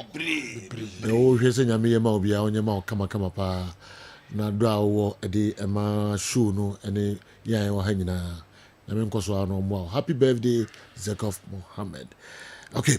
And through her, and then she Samuel Diko, Chief Inspector Samuel Diko, and then also birthday. Okay, I know. CID Kessben. Yes. Do you remember the Nico Brecum? Oh, yeah. I don't know correct. Yeah. Oh, Sammy. Atobrako ye hwa is when you papa. Kajan no UK. Okay, la, you know. Sammy, I wish you was so happy birthday. You know, unfinished business. Oh yes, sir. Who watch it too much. Happy birthday, Chief Deco. All right, Andy. You know, Sima be me sana kanene epedi mu ye ko. The betimi an say be she. You know, the Blaster look unpredictable now. The last 3 games in team we are playing against some of the weakest side in Africa, but unfortunately things are not well. Yeah, Uncle Afcon, and I know we be say Blaster, this is our worst team now. So I'm qualified for Afcon because you know I offer 2017 semi-finals, 2019 round of 16, 2021 group stage, 2024 group stage. Na say your national team is here in the class. Yeah. Yaba Madagascar ya ntimi, yaba Central African Republic, yaba Comoros ya ntimi Niger, ya ntimi Sudan, ya sani Sudan bi obebo. Ene na say ya needed no. And I say the stamp team so far this is the West Blasters. See a person script na a person train if we hold here. Then the players must deliver. Game na Yakoba against Sudan. We were the far better side against Sudan and Ghana. But again, let's not forget Sudan will not stay defensive like they did against Ghana in Accra. Omunko pack a bus and go genetly. And rely on their center backs and their goalkeeper. So be kakra. Again, say nya draw team e friend Sudan nya draw. E yen mo chese Ghana be nya draw. It you know there was a players na ya and say they need to win and win very well. 3 points in here. Na no BM because Niger the ombeba be helping boys. Then I share any Angola game. All right. Until I see a win. Determination is seriousness no the ball against Sudan won't cry no. I hope some of the seriousness now Libya. Yeah. On between 3 points no. the from said Ignatius on one because Jitum the lack. And yes, elude Black Stars. Sometimes lessons are learned the hard way. Yes, Nadia, sorry. From all indications, Kumasi Santikotoko wasn't prepared for this match and should have opted out, but they chose not to. Now they've pressed the self-destruct button on the team. My main concern is the chaos surrounding this issue, as it could lead to the disintegration of the squad. Let's hope the missing players are found and returned safely to Ghana. Or this could further hinder their chances of securing visas for future events. The Interim Management Committee, IMC, now needs to calm the situation, both with frustrated supporters and possibly some unhappy players. Their best chance of recovery may be to win their next 5 matches. Ohiniba Kwachi, and then the message I end the program. Man, the message you can comment. The position here, the unhappy players. So didn't the players no hand be unhappy. You know we there say we dey go say. So visa no omo compare no wanya ana interview. Yes we meet. Omo compare no wanya. Omo and I think you know omo so omo be ko. You omo trade the betum from omo say the next day they are hoping to secure the visas for the players. And omo nsanka yemfa nipa 7 mobile and omo so omo ko. You know you expect those players to be happy. Andy, wow be careful. Do me no abo. Say Universia. Nako boy aduma. A live commentary be free sentence nyina and so abremo. Breaking news abijafo kwache e